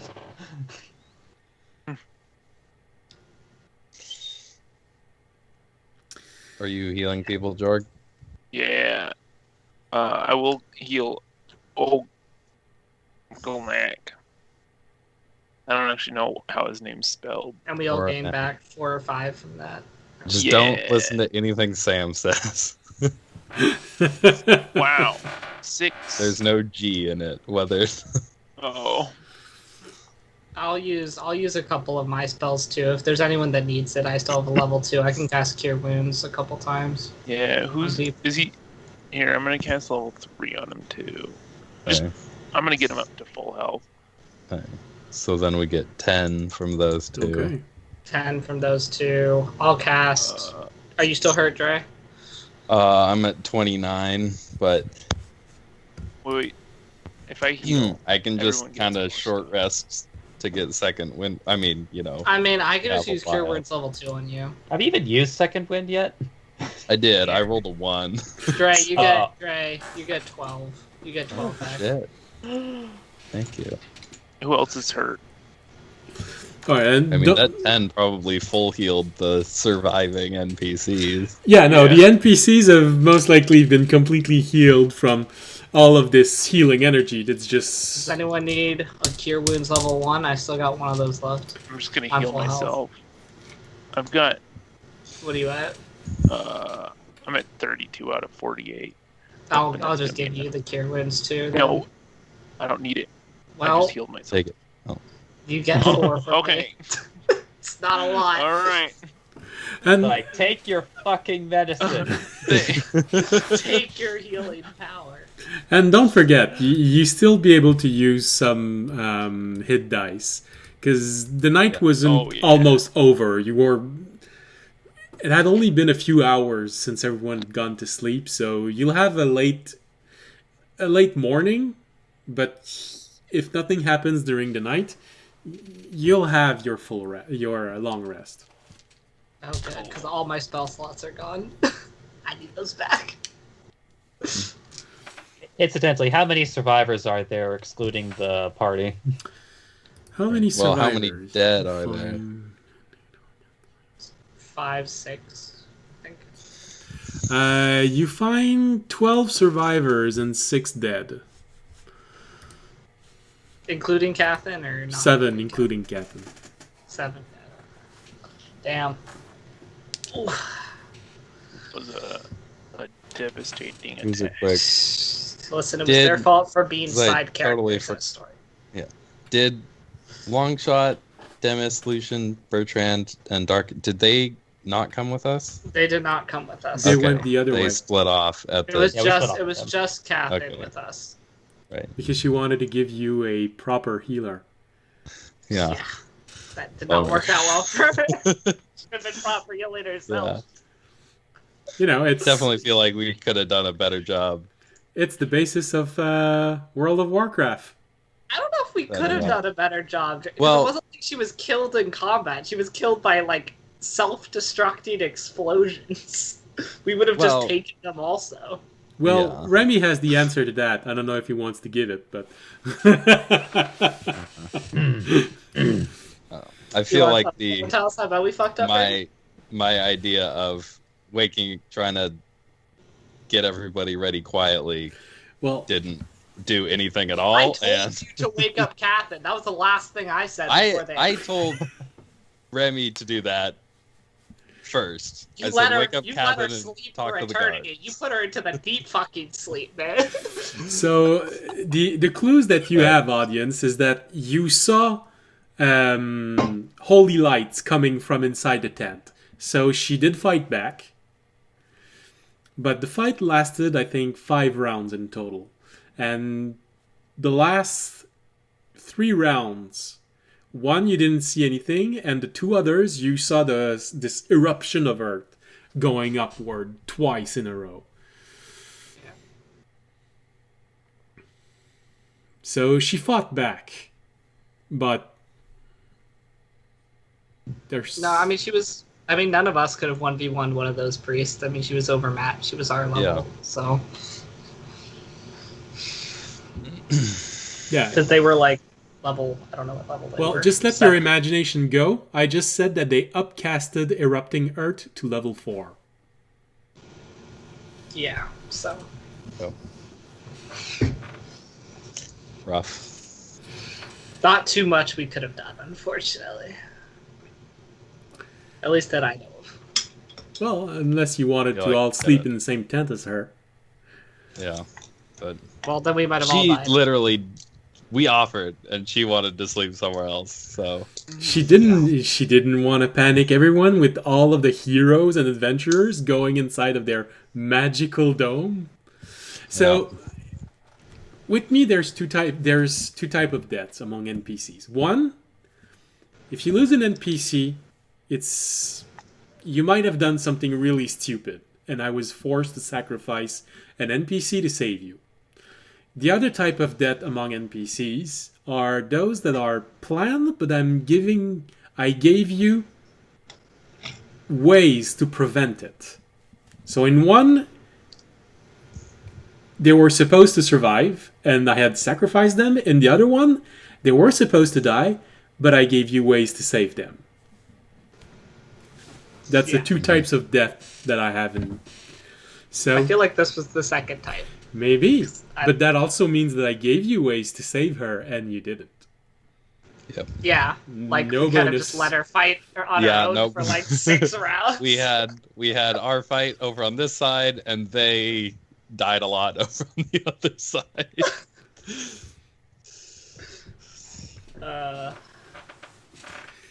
It's okay. Every party, we need this death to fuel us. Yes, and fueled you are as you pull back the rubbles and the smell of grounded meat and blood fills your nose. And you get a dwarf that says, I found her hand.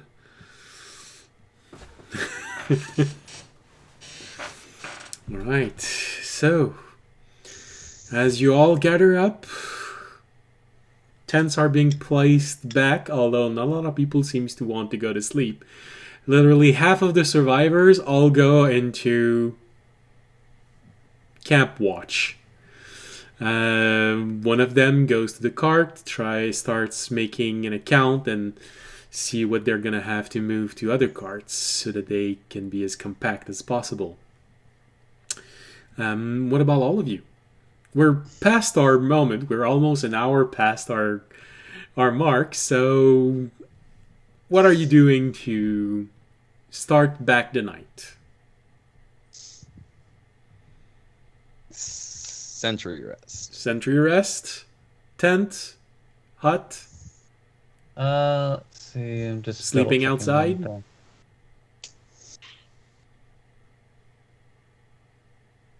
Jorg doesn't want to sleep outside tonight.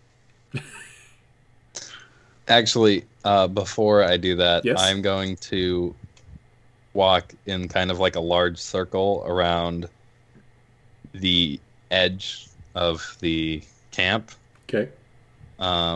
and just casting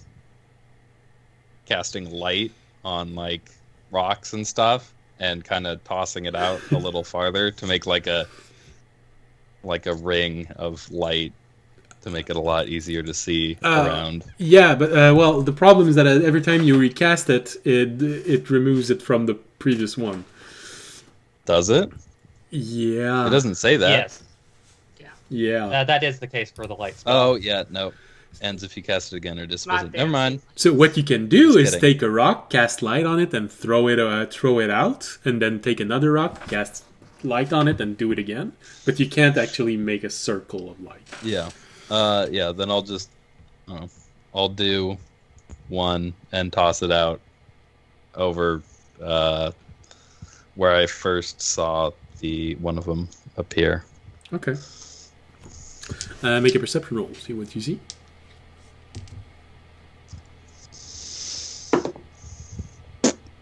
Four. There's light now. Yeah. There are signs that there was a fight. You know, Lost you look at all the dark earth. vision by staring at a light and then can't see anything else. You cast it right in front of you, dong, and you throw it. Ah, damn it! Not again. You hear Terranad from inside of you go, "Yeah, again." I want to imagine Raimi just saw that and is like raising an eye ridge, cocks his head a bit. I used all of my ability for the day during that fight. Yeah, Fisher was amazingly proficient in this fight. So, yeah, now I have to be bad at other things to balance it out. That's all right. So you I blind guess- yourself with a light rock and you throw it. So there is now a light, and you find traces of there has been a battle. That's what you find with a 4. Raimi just staring at Fisher as, even though the lantern is still currently lit, he puts a remaining spell slot into it since he used one earlier. So it does have 2 in there right now. Yeah. So it re-energized completely. All right. Audience? Audience has gone just silent. Like, absolutely just, like, silent. And he's gonna kind of quietly gather up Cathin's armor and sword and just kind of look at the others and say, she deserves a proper burial, and then walk back to the other rebel to go and try and find his weapons. All right. I think Jorg would help with that too.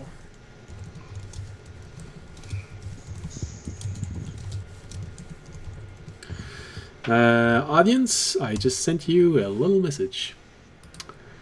You see that as you gather up Cathin's remains and her armor and give her a proper burial.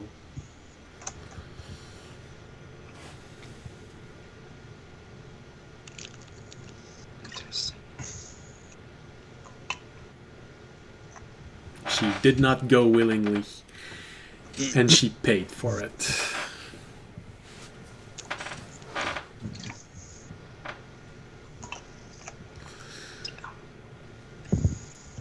So, take the armor. There's a lot of churned earth around. It's gonna be easy making graves if you want to.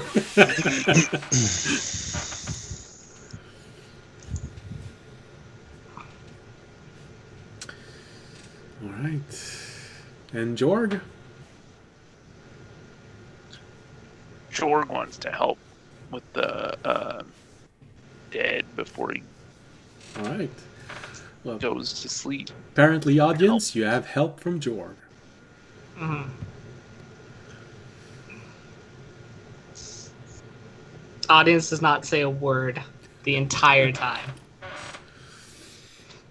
All right. They're burying both Kath, and he will also go and gather. He'll see if he can find try and give the others a proper burial too. Yeah. Yeah, it's what Yeah, no. Jorg was Only she gathering up deserves some proper other burial. getting- No, he's gonna give No, them all yeah. a proper burial. Yeah. As you finish burying her, you see Orunak just arrive next to you, and she was important, huh? Yeah, I get Audience that. gives a quiet. I mean, honestly, I barely knew her, but she was a member of the expedition, and she seemed kind and fought to her last. She's been out here this whole time. I mean, she's the only reason this entire expedition is taking place. Now she'll never get to see how it ends. Yeah. Well, with any luck, she's with her god now, and she's looking down on us, over us. Screaming belligerently. Why the fuck didn't you help? I just quiet, and he's like, I hope she is. Just quietly walks away. He taps the ground just a little bit. And... Right. And just for added security, Raimi is going to take his things from the from the party camp, and he's going to sleep closer to the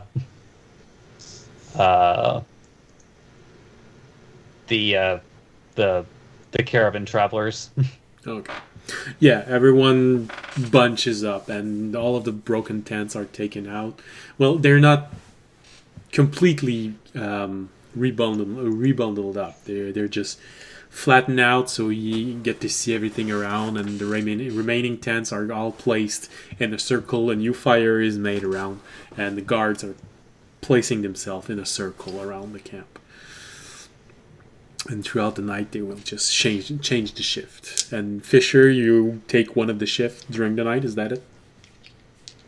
I mean, I'll take all of the shifts. But All right, you replace one person during the shift for the entire night. All right. I also will have my cat continue to scout around. All right. All right. So I think the cat needs to sleep. No, it doesn't. Actually, it doesn't. it's a fake creature. It's I also got healed to full off the totem. Mm-hmm. Oh, I was thinking it was still a cat, but I mean, No. if it's a No, it's fey not. spirit, it's a It's- face it's spirit similar- that has It's similar the to shape. Find Familiar, Yeah. where it's a spirit taking the form of a creature, but doesn't have Yeah, the it can't. same. It doesn't need to sleep. It can't really die. It's fair enough. All right, so Fisher, you have in a moment during the night, you're looking outward, and suddenly you see Audience's big cat arriving right next to you, sitting down, looking at you for a moment, looking outward, then getting back up and keep on making his round. Get the feeling that the cat sort of look at you as what are you doing? All right, and just kept on going. all right. All right. So do we get our long rest? You want to Why know not? right now? All right. I'll tell you. Hold on. I mean, hopefully no one else attacks us. That's not going to go well for us. All right. So you all go to sleep, and you have probably disturbed by the dreams you have, but not by the company that tries to interrupt your sleep. And you find yourself waking up in the morning.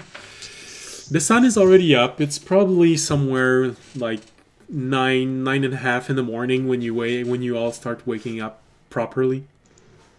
Still a bit sore from the previous night, but ready for a new day. Well, physically at least. Psychologically, audience might need 1 or 2 more days. No, he's ready. That's not why he's more just. All right. So, and this is where the session will end for tonight. As you all wake up in the morning and you all gather around and are ready to take breakfast, as you think about everything that happened, things you might have been able to do differently, things you can convince yourself that you did exactly what needed to be done and nothing else could have happened. And this is where we end the stream for tonight. So, thank you very much for watching. I hope you had a pleasant evening. It had been a long time since there had been a fight. I hope it wasn't too disappointing.